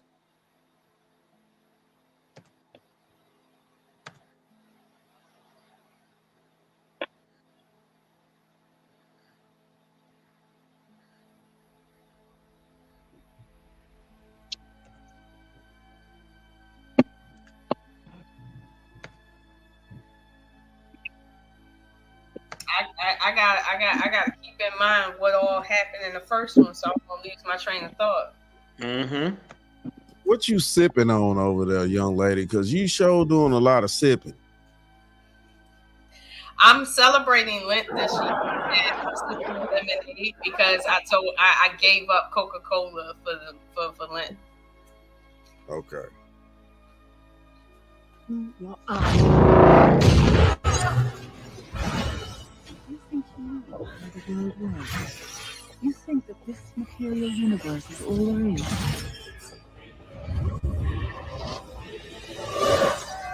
What is real? What mysteries lie beyond the reach of your senses? At the root of existence, mind and matter meet. Thoughts shape reality. This universe is only one of an infinite number. Worlds without end, some benevolent and life-giving, others filled with malice and hunger. Who are you in this vast multiverse? Teach me. Open your eyes.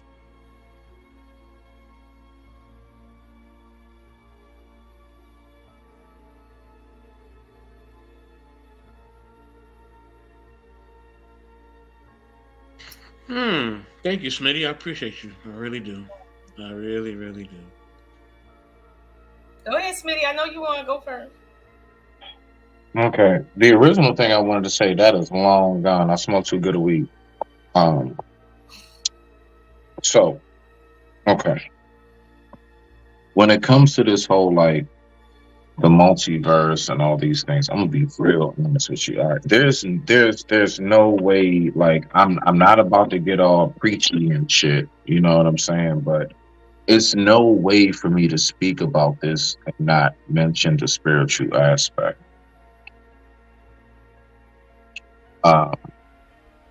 What this is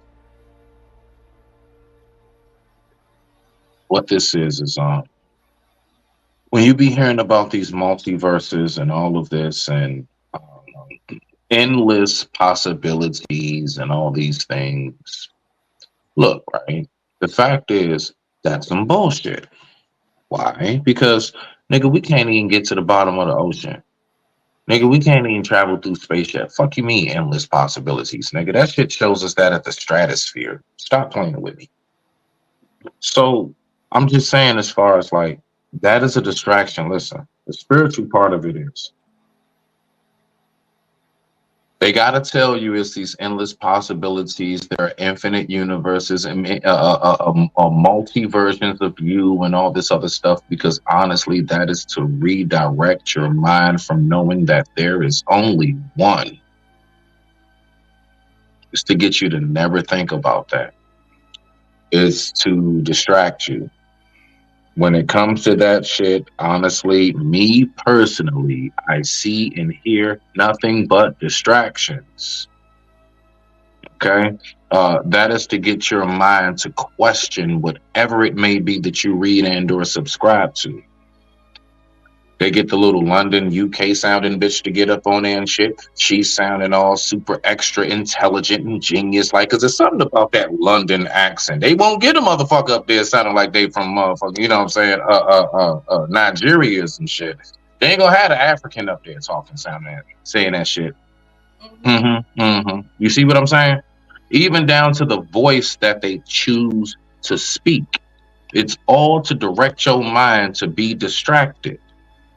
We want you to question, look, if we cannot take you totally away from your faith, we're going to at least try our best to come in and shake the room up.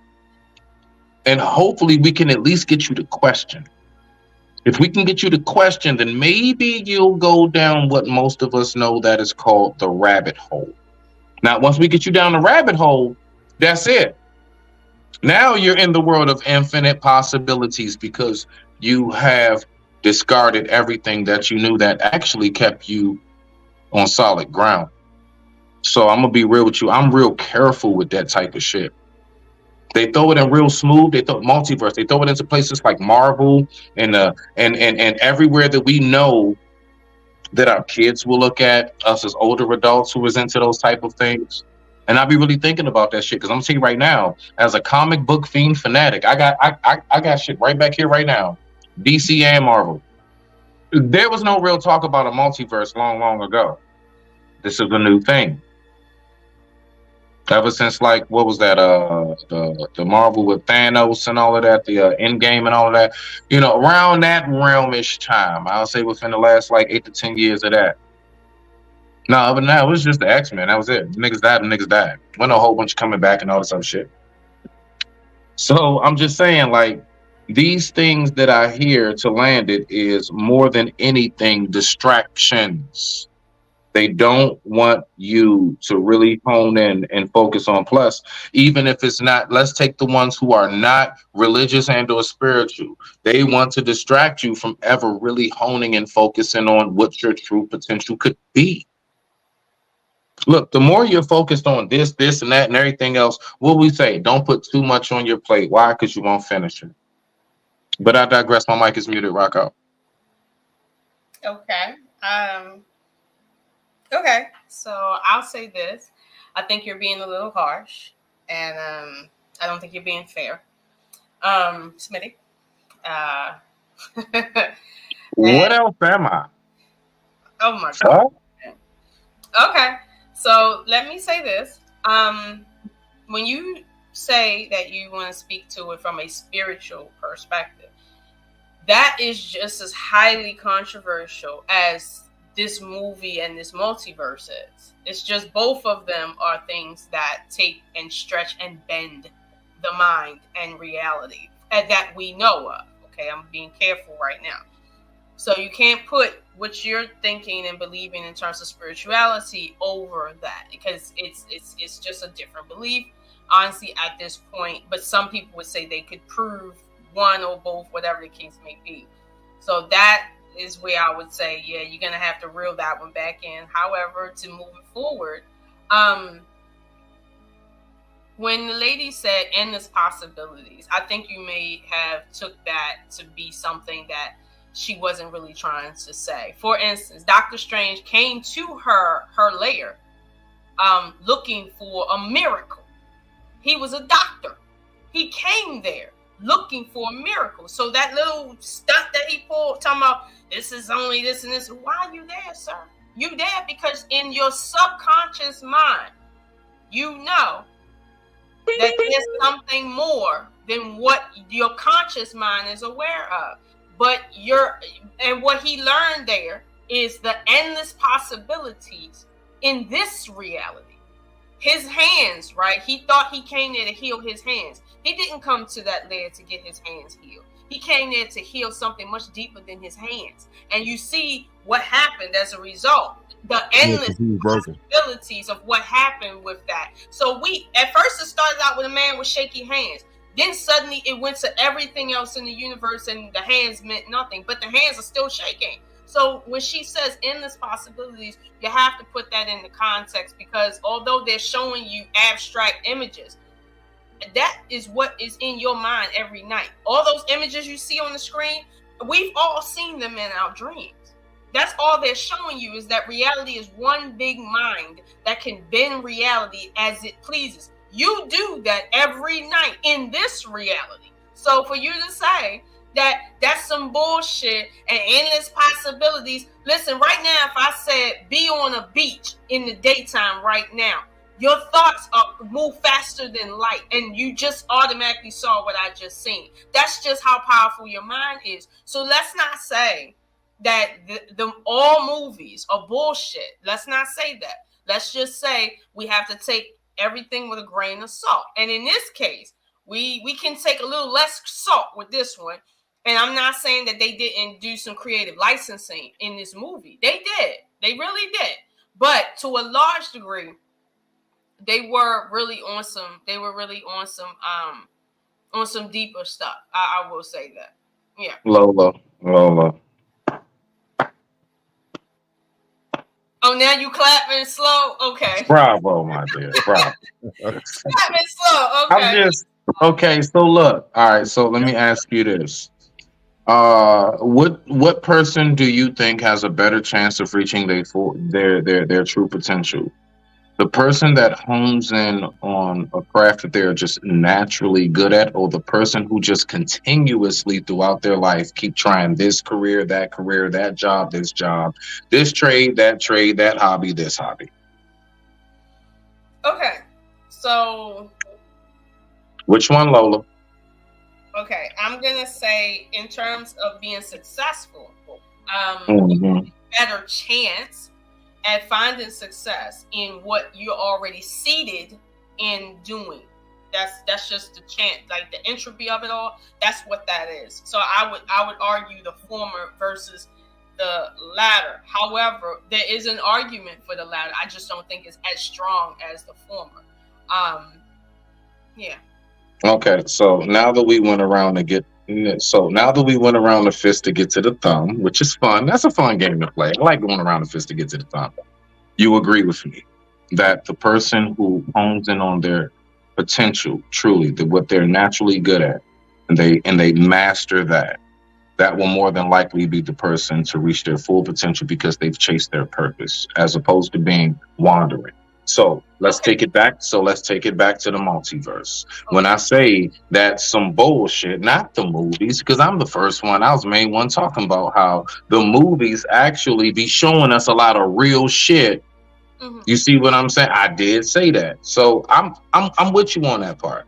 I'm just saying, as far as the whole multiverse, yes, it's no way for me to speak about that without incorporating what I do see the true hidden message and agenda behind that is. And that is to distract one from reaching their full potential. Why? Because if we as individuals reach our full potential, thus that's less mind control you can have over us.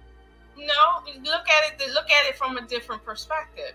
If the movie is trying to hint at the fact that this reality that we perceive with our eyesight is not all that's here, right? The Bible told you that. Right. Come on, like the Bible told you that in the most rudimentary language that the English language can give you. The Bible told you. How do we get there, Lola? Genesis. How do we get there, But Lola? wait a minute, Genesis. The book of Genesis told you in the creation story that Mhm. when they were exiting Eden, whatever that is, that part of the reason why they said is they will, whatever they put their hand to do, they will do. So therefore, we have to do this. That tells you that endless possibilities is a real thing. Period. Whether you understand it or not, whether you have a concept of it or not. Like I told my father, and you know I'm not Christian, but I told him, I said, when Jesus said, you can do everything I can do and more, and I said, Daddy, he raised someone from the dead. Do you believe that? My father can't believe that he can do something greater than raising somebody from the dead because he doesn't have no memory of someone in his position doing something like that, so he doesn't have faith that he can do that.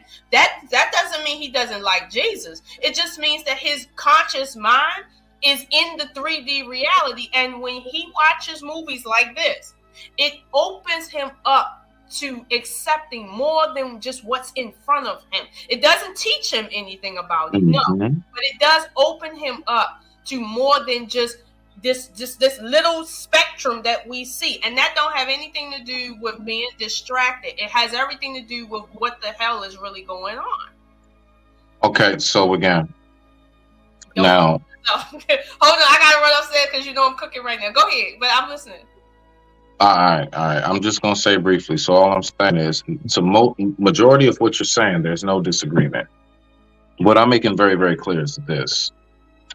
We have to remember that when it comes to what is shown in front of us nowadays, like there are clips, there are movies, there are little hints. There's always a symbol in a music video. There are things that are being shown to us. Everything is not surface value. Some things are, most things aren't. So when we see things like the multiverse, all of that, you know what that's telling you when they say endless possibilities. What that's saying is that you ought to transgress boundaries. You don't even realize the subtleness of it.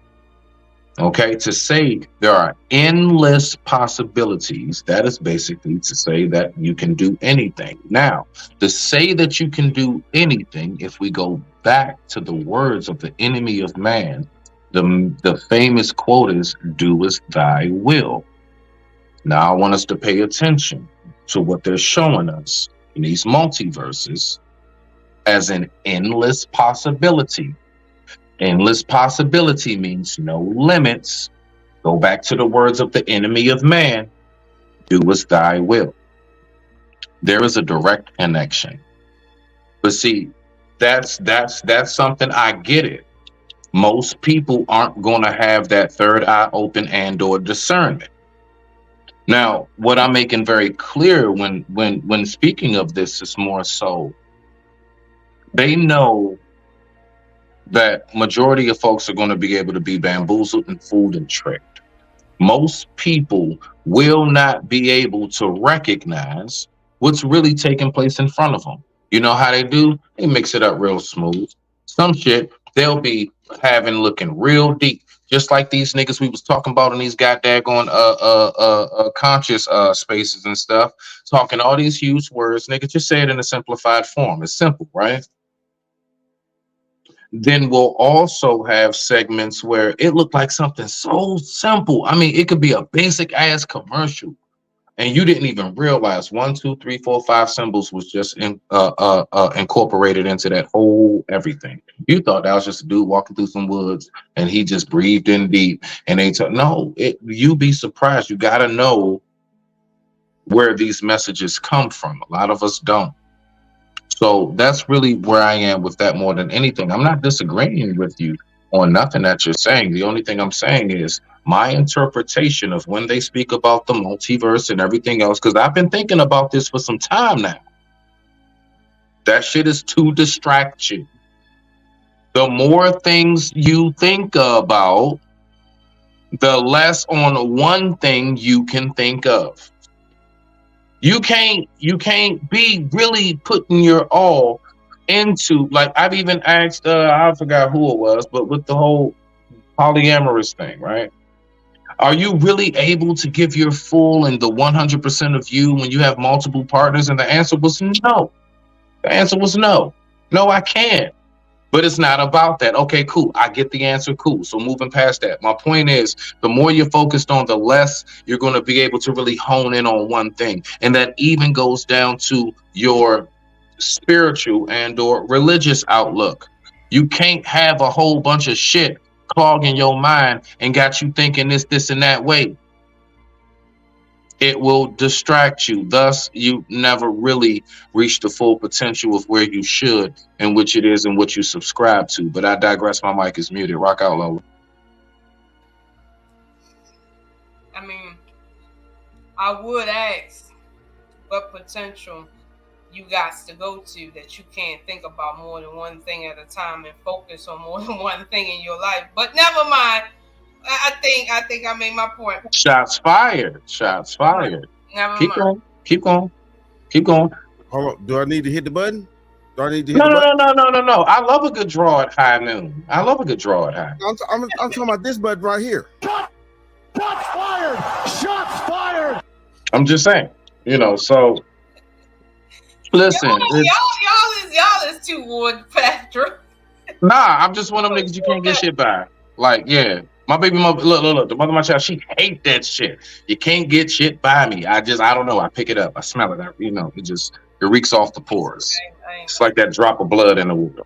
But I'm just saying, look, when it comes to how, if you're going to really focus and be able to build and gather yourself on anything, Lola, would you say the person who needs to heal and find themselves, would you say that person needs to find themselves and heal through going to more parties and social functions, or would you say they need to have more time of solitude?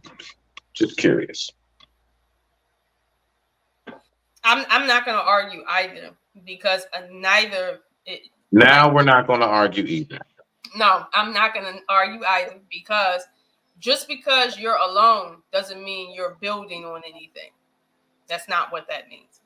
Just because you're with people doesn't mean that you're not lonely, and it's not even serving the function it's supposed to. So that's why I'm saying I can't argue either.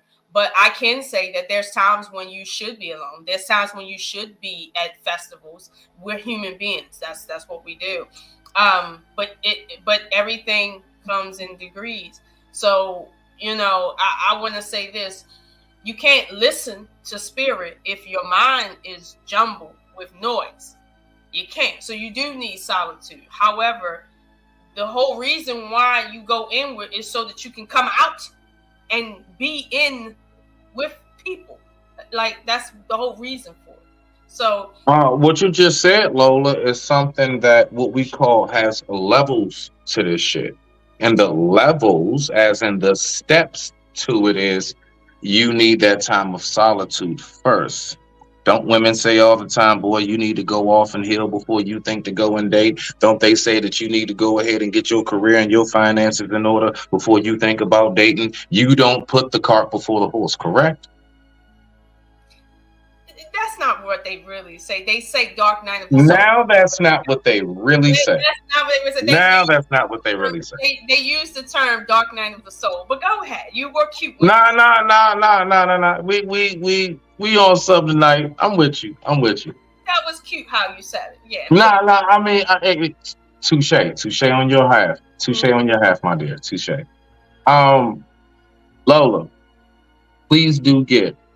If you're talking about somebody actually gathering themselves, the steps are this, okay? Before you actually get into the ring, you have to train. You have to train, and generally, you don't train with your opponent before the fight. Period. You don't train alone either, but okay. No.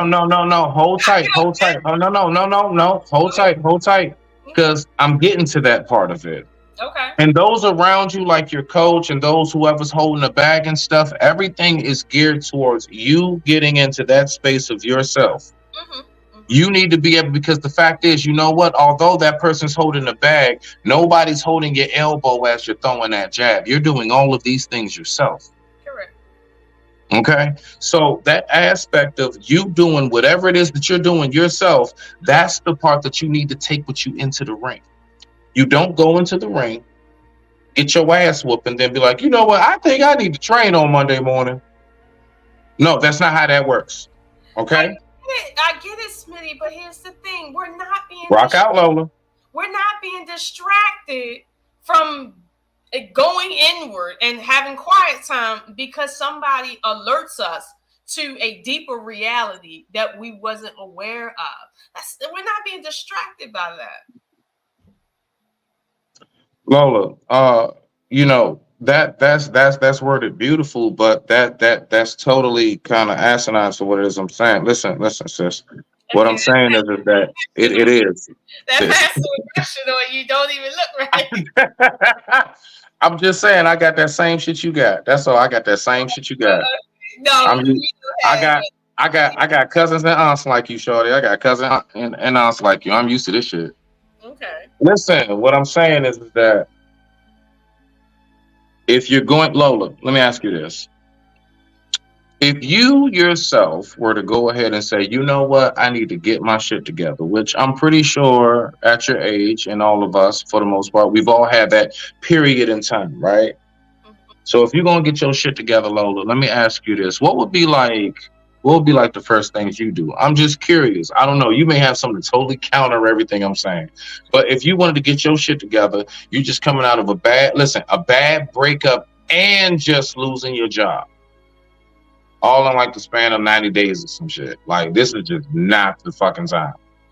Lola, what do you do to recuperate? Before you can recoup, you have to destroy the parts of what came before. Okay. So you burn that nigga shit. Anything in the house that reminds you of him. Okay. Throw them pictures out. Get rid of this coffee maker. Fuck your Keurig, nigga. I don't even drink coffee. Okay, I got you. What are we doing now, Lola? That's not. See, now you playing. I'm just saying. This is not fair to me as a woman. Okay, it's not fair. But anyway, all right. My bad, Lola. This isn't fair. What I'm saying is, when you get out of a breakup, right, before you can move on and build, you have to destroy everything that caused you to be where you were at first before you can move forward. Same thing with building a actual building. There's a part of the earth that needs to be destroyed before you can start building anything. You have to clear the trees out first. You have to dig in the ground and mess up the earth and stuff. Before anything can get built, something needs to be destroyed first. So when you talk about going inward, that the parts of you that need to leave, you got to clean that out first before you can start building on what's actually supposed to be there. Now, that's just from my experience. I'm not the most experienced, but that's my answer to you. And then as it pertains to going forward just in life in general. Okay, I lost my job. Okay, well, I got a couple choices. Okay, I can sit and cry and starve, or I can complain and still starve, or I can see this as an opportunity to build in a different way towards something better, more stable. But these are my only choices. So it's like life be lifing like that. Okay, but here's the thing: there's a deeper reality to even that. Like, for instance, you understanding why you built your life up for one thing, and then it all came crashing down as if to say, nope, that wasn't it. And you're like, why did this happen? Only for you to find out later on that in order for you to be where you're at today, everything had to crash because there was no way for you to move in this direction except for this being your only choice. So this is Lola. This is the deeper reality that is beyond the 3D. That's what I'm talking about. So when you say we're being distracted by movies like Doctor Strange, you tripping. I love it. You tripping. Stop talking about that white man. I like it. Lola. You just listen. What you just said was nothing but an organic, natural cause of what I just said. I asked you specifically, my dear. How does one really truly gather themselves when they need to get their shit together? He said, I'm not going to answer neither. I know, just being difficult. I expect that. You light-skinned and a woman. I mean, shit, I mean, double-edged sword there. Not the red bone. Yes, I went there. That's right. Bow bow, shots fired. I know. Now, what I'm saying. My head. That's what that was. Nah, but listen though, real talk. Lola, when you're talking about what you're talking about as far as, okay, if somebody's getting themselves together and then you say, yeah, there have been situations where everything came crashing down and blah, blah, blah. You know what? God has done the same thing. Yes. Guess what, Lola? There have been times in my life, all right, where God had to go ahead and have everything taken from me. I had to have everything stripped of me, okay? And guess what? I had to be placed somewhere in life where I had to really be forced to think about myself. Where I am mentally, spiritually, and physically at this point is simply because of me having that time of solitude. Now, hold on, Lola. To address your number one cheerleader in the group. Okay, all right. So boom, she's correct. Okay, then turns around and says, from what I'm hearing, you can't multitask with real life problems or otherwise. Okay, I'm not gonna pretend to understand. Same thing I've been saying this entire time. Okay, hold on. So all I'm saying, Lola, is what kind of male manosphere echo chamber is this? Who the hell is man? Who's manosphere? Who's manosphere? Who the hell is manosphere? What kind of echo chamber is this? Is this the man? Wait a minute. You know, listen, Trey needs to say something. Not Trey say something. Cause see you tripping right now. No, I'm not. I'm saying y'all saying what I'm saying, but it's like y'all don't want to admit what I'm saying. It's like you want to try to like weave back to me. It's like stealing my shit, then like giving it to me like I found it. Stop doing that. That is not. Oh my God. Stop it. Stop stealing my shit, then returning it. and asking for reward money. Okay, honey, we're gonna give you your flowers now. We're gonna give. Do you want your flowers now, honey? All right, here you go. Okay. Hey, I digress. My mic is muted. All right, Chloe. Trey, we'd like to speak. Right. We've given you your flowers. Now we would like to share a flower with Trey. Do you mind?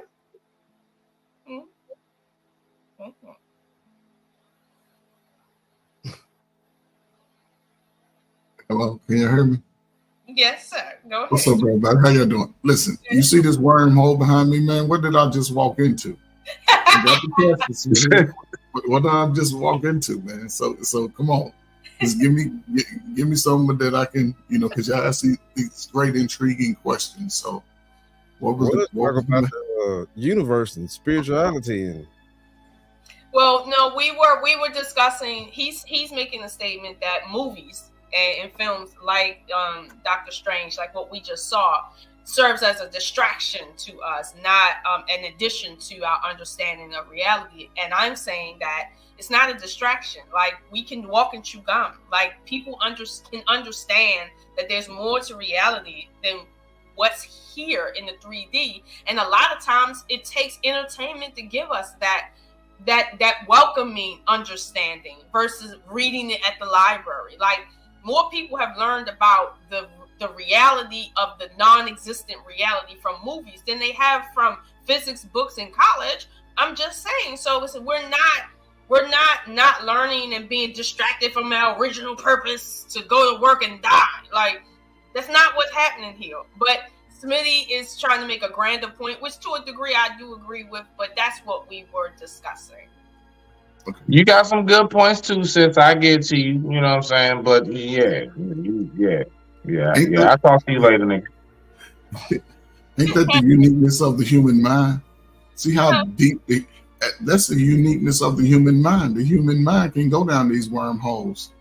That's the uniqueness of it. A lot of this stuff, it starts with an idea, it starts with a thought, and then it just expands on it.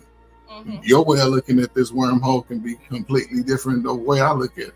I say it's a damn path to nowhere. You can say it's a path to somewhere other universal stratosphere. I don't know, but that's the uniqueness of the human mind. I think in some capacity, what we see in movies and television is a distraction. It is a distraction. It keeps us entertained. It keeps our mind going and thinking.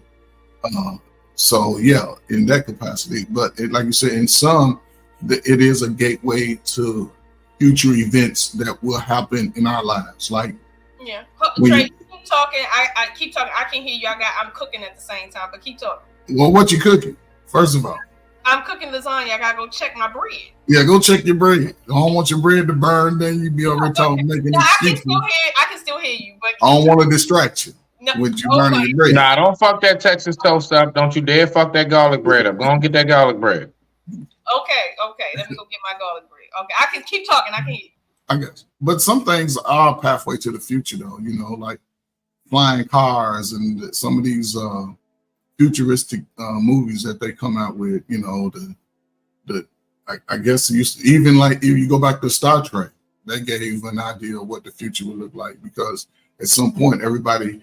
And now we even have Bluetooth headphones, and people are talking through their phone through a little earpiece. And a lot of times you see it come out maybe 5 to 10 years in advance. That's why some of the laws, they take place 4 or 5 years after the fact.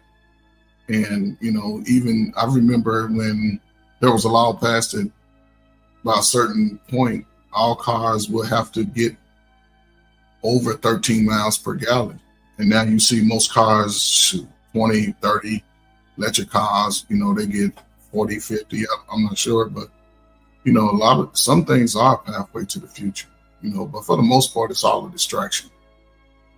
And it keeps us, in a lot of times, it keeps us standing still, because shit, you can make your own movie with the technology today. You can create your own fun and activities. That's the beauty about it. Our minds are just still primitive in a sense.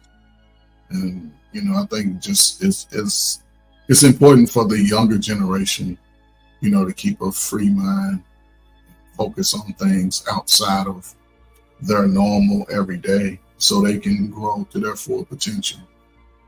So yeah, you know, these, I don't know, you know, I like a good movie.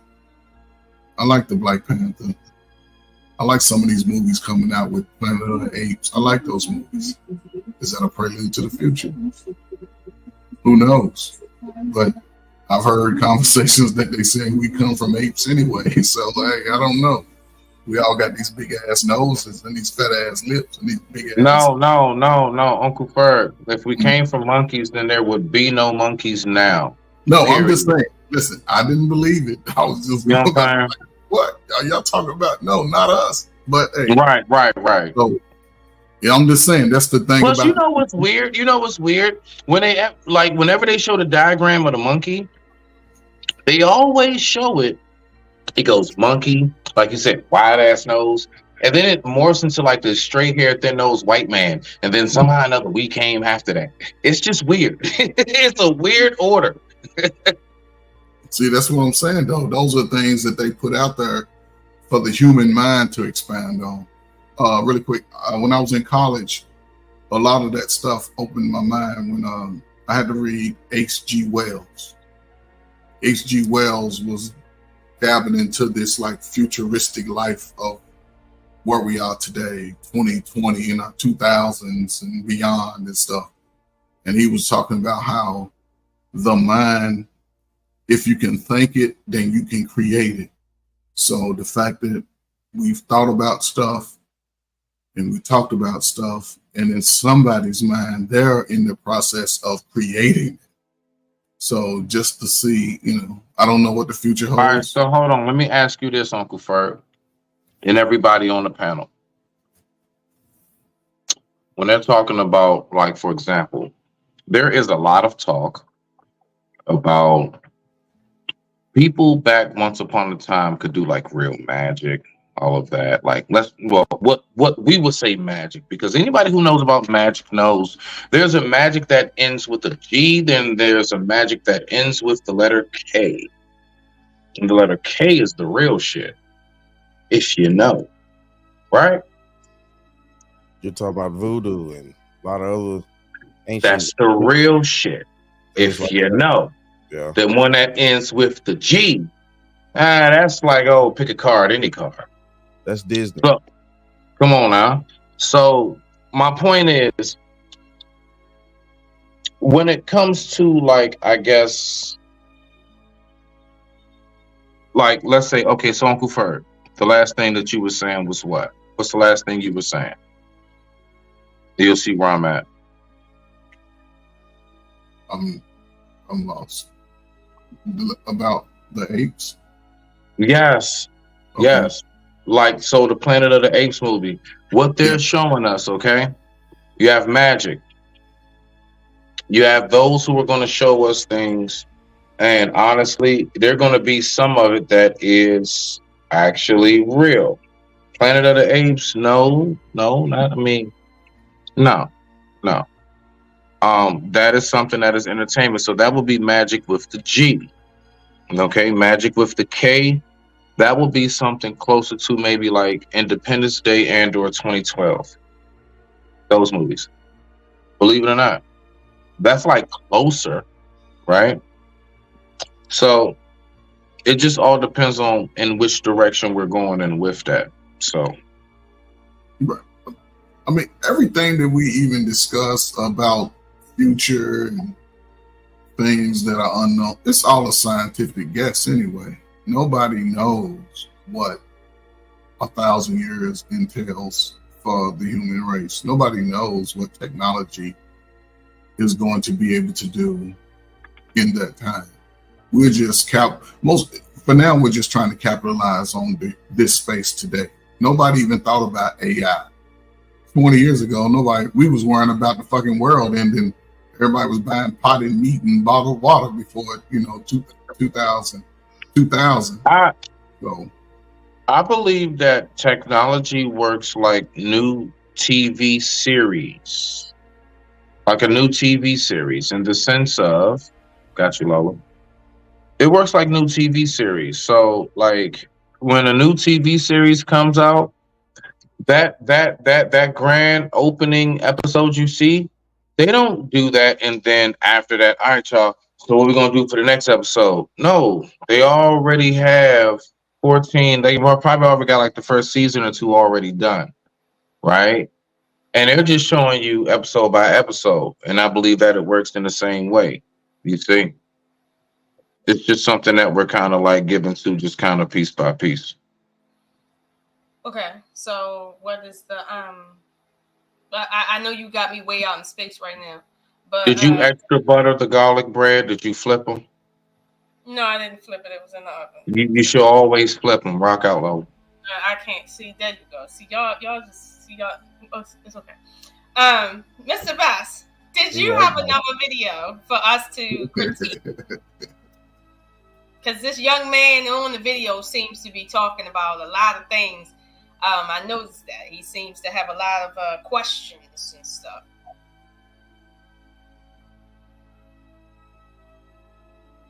You there, Mr. Bass? I think you might have lost. I think you went to go grab something. It's all right. Uncle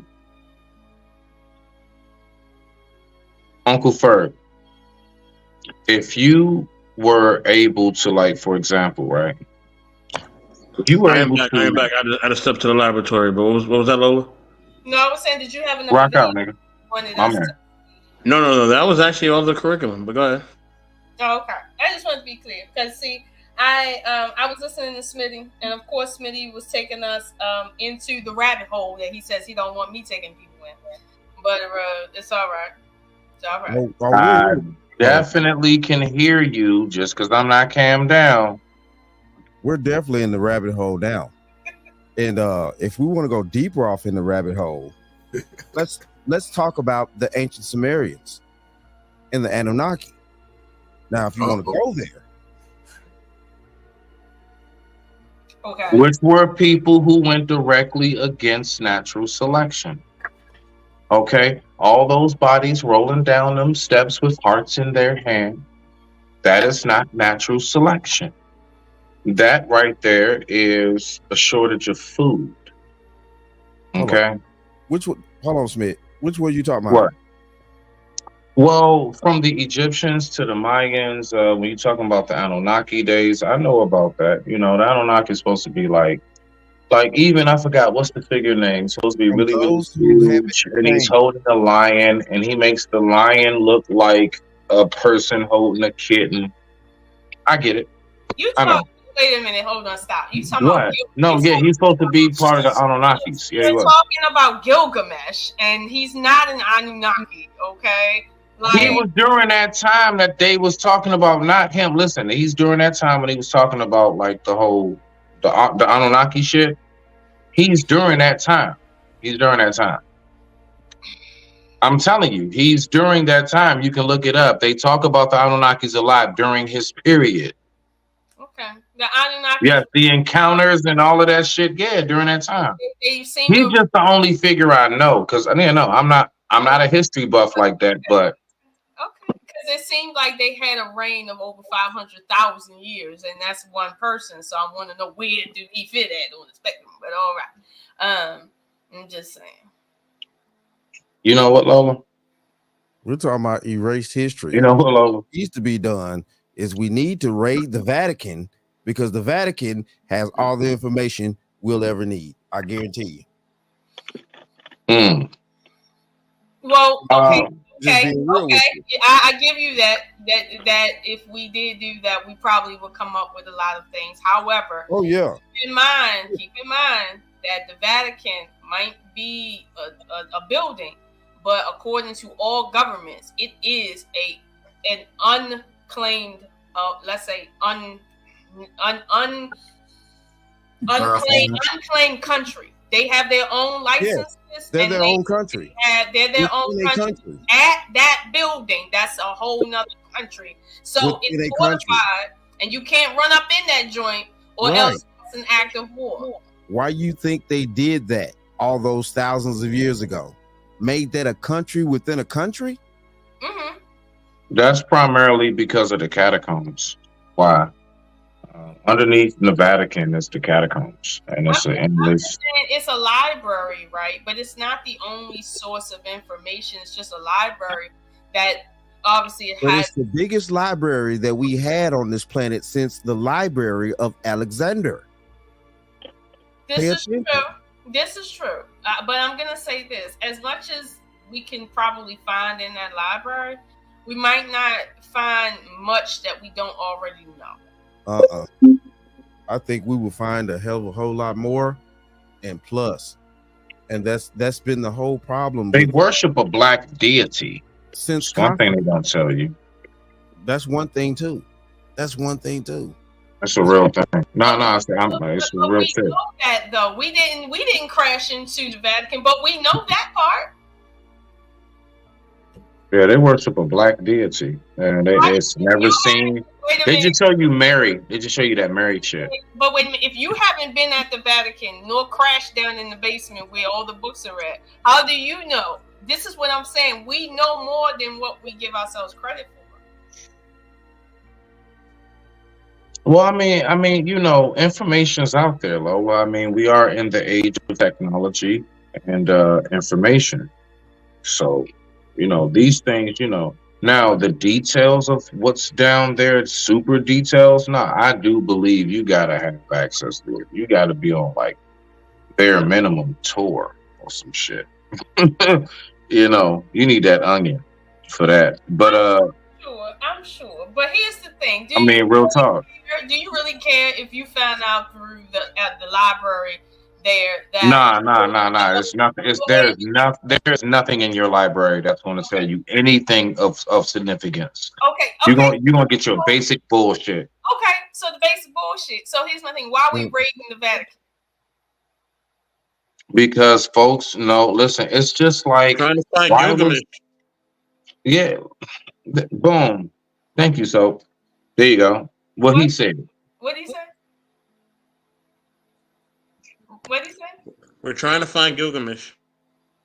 Boom. Oh what? Boom. There you go, Lola. There you go. As I roll this next J. There's no way that they would build something underground, have it so protected so heavily for just information that we already know. Listen, first of all, just like CERN and anything else, Area 51, you name it, anything that is miles underground, why is it there? Do you think it's there so that passerbys can look and be like, oh yeah, there it is? Right. Like, what reason is it miles underground? Why can't you get to the Hydro Collider? Why is there checkpoint after checkpoint after checkpoint? And even the people that work there, just like in the prison, every prison guard can't go everywhere through the prison. They got keys that only unlock certain doors. Right. Just like real shit. One. The reason why there's doors and everybody isn't allowed there is because they create black holes there, okay? And you know what happens when you create a black hole or something happens like a mistake? Do you understand what a black hole is? Shit gets sucked into it, Lola. Okay, so here's the thing. I don't want everybody creating black holes on this planet. I want the people that know what they're doing only dealing with that. So if they're keeping most people out, it's a good riddance. Okay, and I understand that too, sister. But who said? No, fuck that. No, fuck that. They have military bases on the surface. What are you talking about? Smith, all I'm saying is, who knows if they're doing the right thing? Why do I got to protect the government? This is our not. Why am I protecting the government? Yeah, why are you protecting the government? What I'm saying is, here's the thing. If y'all knew what was really underground out there in Arizona, right, you probably wouldn't be able to sleep good at night. So why is it that you don't trust your government to keep secrets? Come on, man. Is that why you're not? Lola, you need to change your name to Miss O'Plant. Miss O'Plant. That's been the problem as human beings on this planet. We've been lied to about who we actually are, how we were actually made. All this we've been lied to for so many thousands of years. But I lied to my children about how they we can't accept the truth anymore. But I lied to my children in the beginning about how they came to be. I didn't tell them about how actually they came to be. You told them that stork bullshit. You told them the stork. I told them about the stork because In I the beginning. want to tell them the truth Hold about up. how they Hold came. up. But You told them that in the they beginning. though. learned in the beginning, but they learned when they were ready. Just like humanity, when Okay. we're ready. So we're not ready.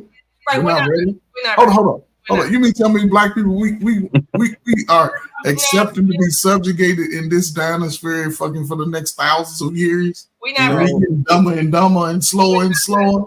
Brother We Ferg, ready. Brother Oh, Ferg, no, but I'm not gonna lie to you though. It's a lot of us that's not ready for this information. They're not ready for these books. They're How not do ready. we know though? This is probably what brothers and sisters need so they can realize how great they are. We I'm not fucking saying that accept they don't. mediocrity.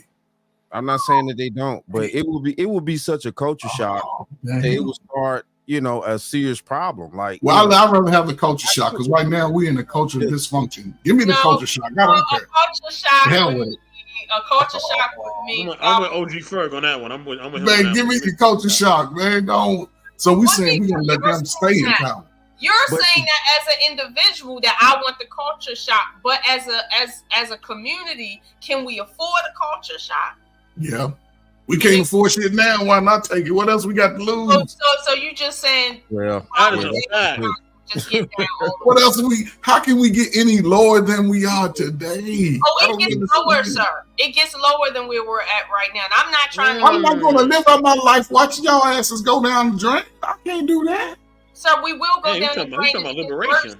So you talking about letting your children always be second. Always be. Go ahead and tell them today you ain't gonna be shit. You always have a foot on your neck, child. No, that's not Oh, it. man. That's not it. You guys have to kind of take a step back and see things, the bigger picture. You have to see the bigger picture. That's the bigger picture. The bigger picture is not everybody is meant to receive all information because you will destroy a people when you do that. Okay, so here's how we can fix it. The government has a Many are called, but few are chosen. Is that what you're trying to say? Maybe, but the government has a responsibility to protect life, liberty, and property. They cannot protect life if they have to sit and always fight coup d'etats. Okay, like they can't protect liberty if it's anarchy everywhere. They can't protect property if they gotta fight people every day. Like seriously, so they have to disseminate information in a way that's comparable to their society. Right now, we are not ready as a whole society. We are not ready to receive certain information, but as individuals, we may be able to accept it.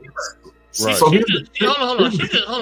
Hold on. She just saying that because she just comfortable with Coca-Cola and her potato chips. All right, that's why she's saying that. That's why she just wants that. All right, as long as she got that, she don't care what they. So you're saying I'm fronting because I'm not giving. Yeah. Well, so. Can we not understand the fact that, let me ask you this. Does anybody remember any clips and or shots of how people responded to paper towels and toilet paper in Purell during COVID? That was just COVID. There was nothing being bombed, fire from the sky, nothing. They just said on the news, you got to wear a mask. It's COVID. And do we not remember how Walmart looked when it came to Purell, paper towels, and toilet paper? Shortage on everything. So how about this? No, I'm talking about the actual clips of the fights. Right, yeah. It was wild. It was. So how about this? Why not we just not give the... He's making my point. We fight over Jordan, so it doesn't matter. People fight over Why Jordan. not we just... You don't give them information. How about just not give the information to the women? Because they seem to be the ones that can't handle that information. They get that. They get in power and they lose their damn mind. So how about we not give it to a woman and to children? We ain't talking about a are we? I like let's to give do it. news. I'm just saying though, the women can't handle it. I think you woke somebody up. I think you woke something up. I think you. The lords of Westeros are sheep. Are you a sheep? No. You're a dragon. Be a dragon.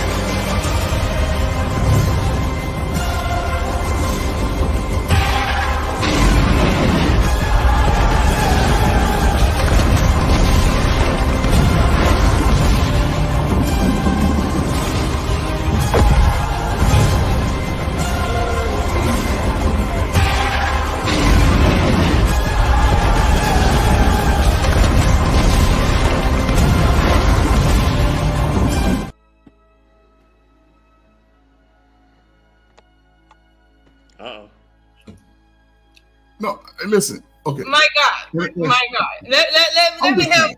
Let me because y'all help struggle you. with power. Y'all struggle with I got you. Let me help you out with something, sir.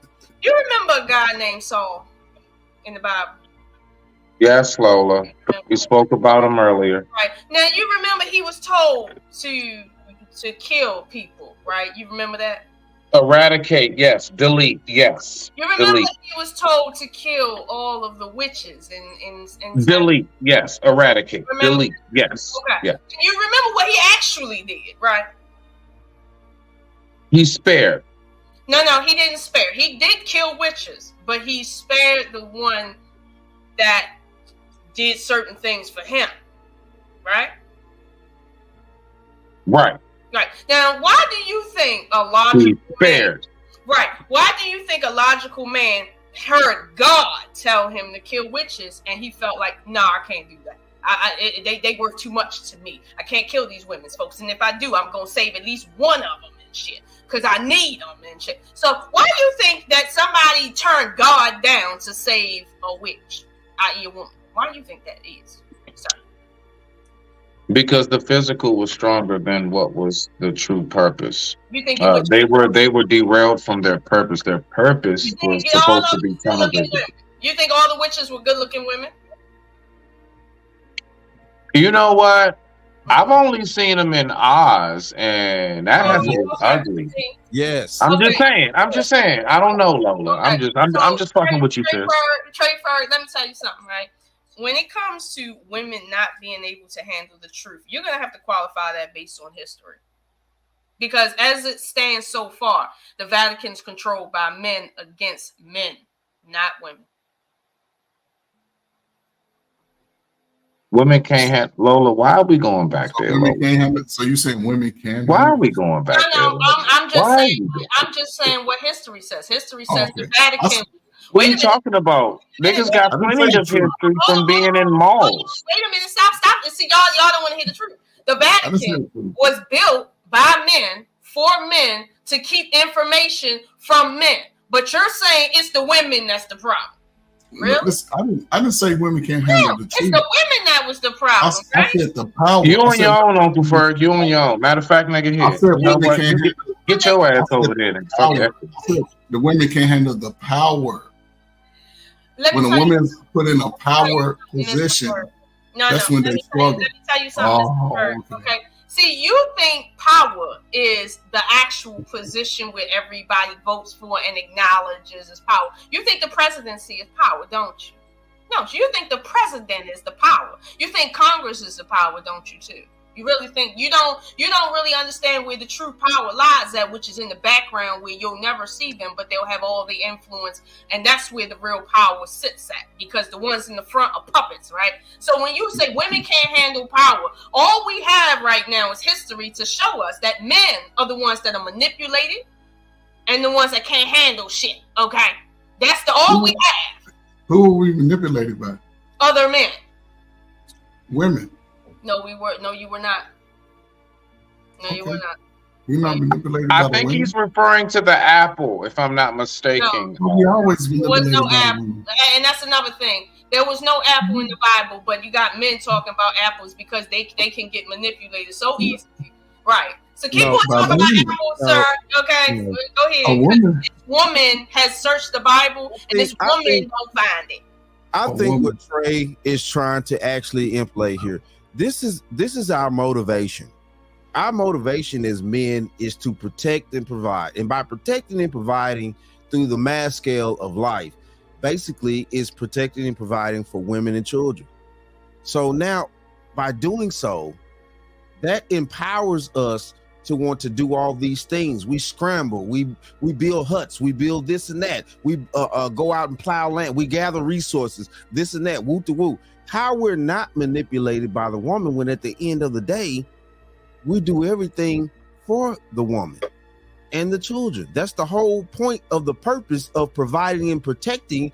As men, in our nature is to provide for the woman, children, and protect the woman, children. So when we talk about Helen of Troy, which sat there, she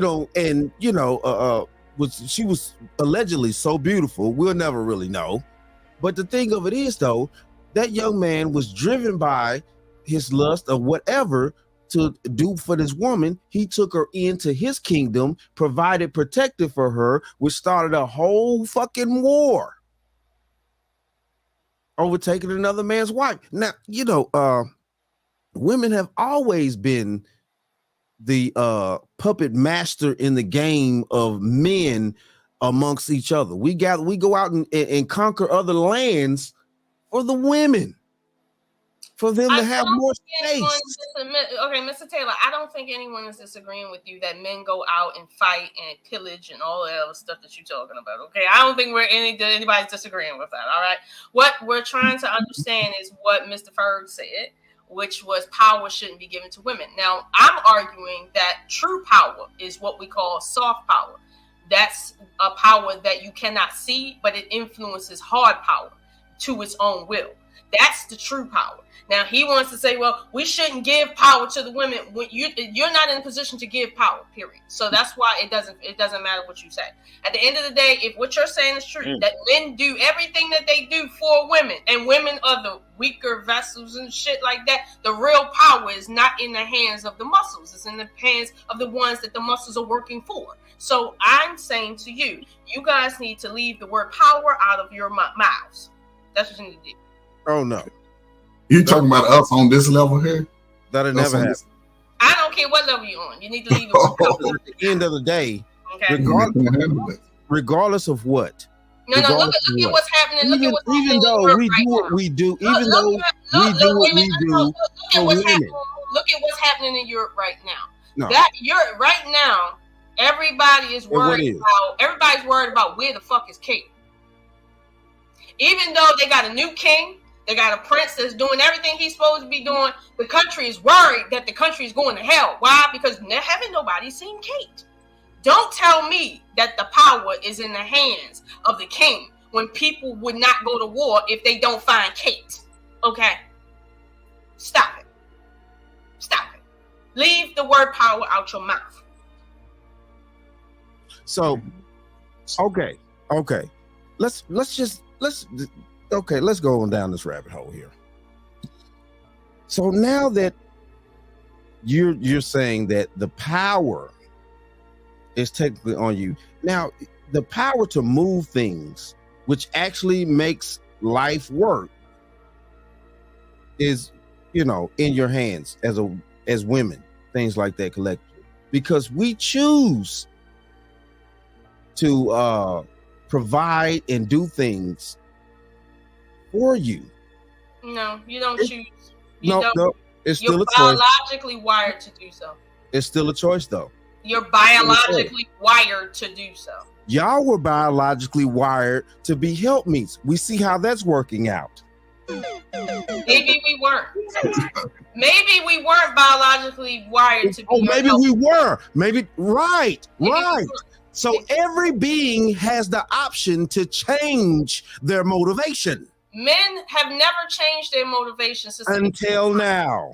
No, men have never changed their motivation from the beginning of time. Okay. And yes, that's what y'all depending upon. Who said anything about dependence? What you mean? What I'm telling you are you going to go? So you mean to tell me the mass amount of women are going to go out in these oil rigs to get the oil for the gas? You mean to tell me the mass amount of women are going to get on back of garbage trucks and stink all day to pick up trash? You mean to tell me? Listen to me. That they're going to get up on 1,000? You can't hear if you're not listening. Build a building. Mr. Taylor, you if you want me to tell you something, you gotta actually hear. That's no. You have to actually hear. Let me tell you, women don't do anything that actually. Are you gonna ask a question or are you gonna? I wish you well, Alan. Which one are you gonna do? What are you talking about? Which one are you gonna do? Ask a question. We do what we do. Yes, men are wired a certain way. You gonna ask the question and answer it too? We can retract. So you're going to ask the question and answer it too? Oh, yes, I sure am. Right. So here's the thing. I'm going to let you stay on that level. Let that ship sink, so let it sink. Oh, God. Go ahead.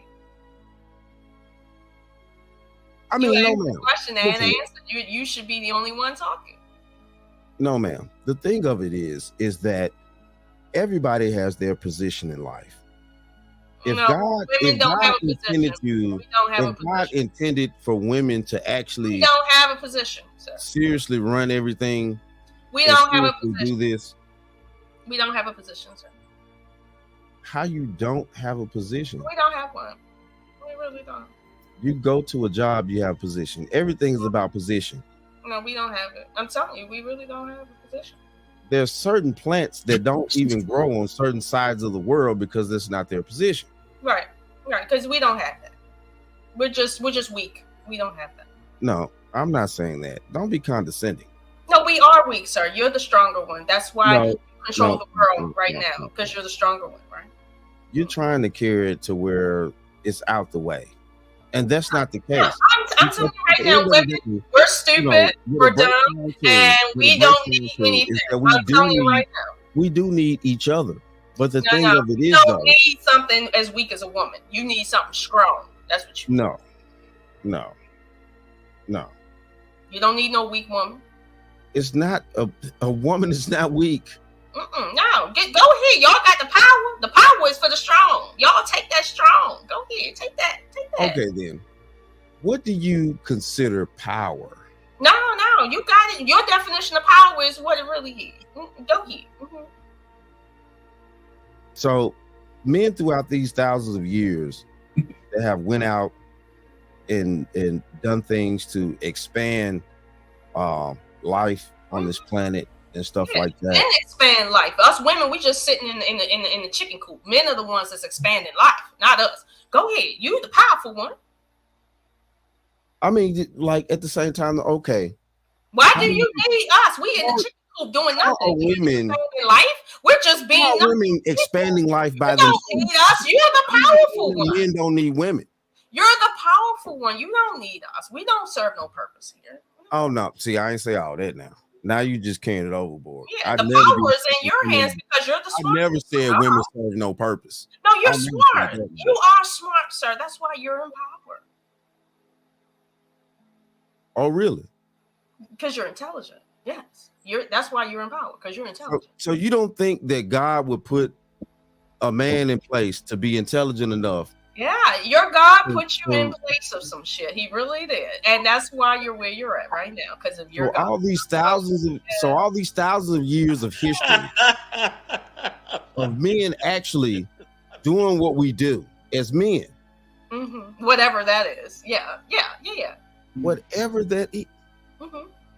Because you know, women haven't done anything on this planet. You do know that. I never said that. I never said I'm that. telling you, we don't invent shit. We didn't do shit. We ain't teach shit. We ain't shit. We just some nothing. Oh my goodness. Oh my goodness. All about you, because you's the powerful one. I never said. See, now you're trying to put words in my mouth that I never Did said. I say you said? I never, because Madam C.J. Walker was a phenomenal woman. How did you meet her before? Did you know her? Of course not. But you're talking. You didn't either. You didn't either. Right. But she still was a phenomenal woman for what she added on to society. Phenomenal, What are we right? talking about here? She was phenomenal, right? Is that why she didn't have no power? Because she was phenomenal? And what the French toast is there to think about? I mean, she didn't have any power. No matter how phenomenal we are, we don't have no power. We ain't shit. No, it's all about you.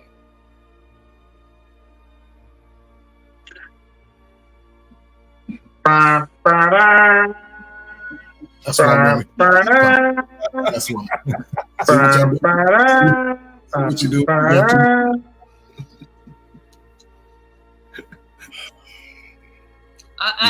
I'll say this. I do find it interesting, though, even, and I remember I said, we ain't shit. But I find it interesting that our curse at some point was having you in power. So that kind of means that at some point you weren't in power naturally. That wasn't your natural position. But do you not understand? No, don't cut me off. Don't cut me off. Nah, nigga, get your ass back up here. Don't you run now. don't cut me off. If women were cursed not to be empowered anymore, that means, according to the Bible, at some point we were, and that was our natural position. And being under a curse, as we all know, is not a natural position. So naturally, according to your God, you are not even the leader that you think you are. But it's because of a curse on a woman that you are remotely in leadership. Remotely, okay? All right? Man was cursed too. Again, we ain't shit, right? We ain't shit. But Man that's why was you where you at. too. You're where you're at as a curse to us, not because naturally you mean anything. Okay. But hey, it is what it is. Okay, so we all just need to shut down the spark of life. I mean, you're like, No, y'all are the only ones that's we just need to perpetuating shut down life. the spark of life. You It is men what are the only ones perpetuating life right now. Y'all go here. Y'all don't need us women. Y'all can do what y'all want to do with each No, other. ain't no man ever said that. Go Ain't no perpetuate man life. ever said that. Go perpetuate life with your power. Go ahead. Do you use your power and perpetuate life? Go ahead. I dare you. I think you can do it. I think you can use your penis and perpetuate life without a woman because you're powerful. No, I'm laughing. That wasn't a cough. I think you are. I think you're powerful enough to perpetuate life without a woman. That's because I think God likes you that much. Oh no. Oh no. Oh no. See, that's never been said. That's never been said. Only in America that we have these dynamics with all this power. Mm-hmm. He think he got power, so I'm just giving him what he asked for, more power. Oh no, I have no power. Now you don't have any power? You don't have any power now? Oh my God! Where did your power go? What are you talking about? What Just power? fucking fell for it. Oh, About the dynamics of men and women have lived for these thousands of years. No, where did your power go? Who took your power? There you go with the off the wall stuff. Somebody took your power? Oh wow! Nobody took my power. Okay then. So men are we're the bottom of the barrel. No, I'm not saying you're the bottom of the barrel. No. We're the Bible said you were the bottom of the barrel, not me. ding, ding. Hold on. Can we just go to the corner for a second? Let this nigga Allen breathe. Let that man. Somebody, come on, Uncle Ferg. I don't know. Get the Gatorade squirt bottle. Something. Somebody get the Vaseline and patch this nigga. All right, just hold on. I can't have you doing that, Lola. Okay, we got. Just damn. Okay. Allen, think about what you want to say, big dog. We about to get back in there. Bruh, please watch out for the left hook. Okay? She is not that strong, my nigga, but she is very, very cool.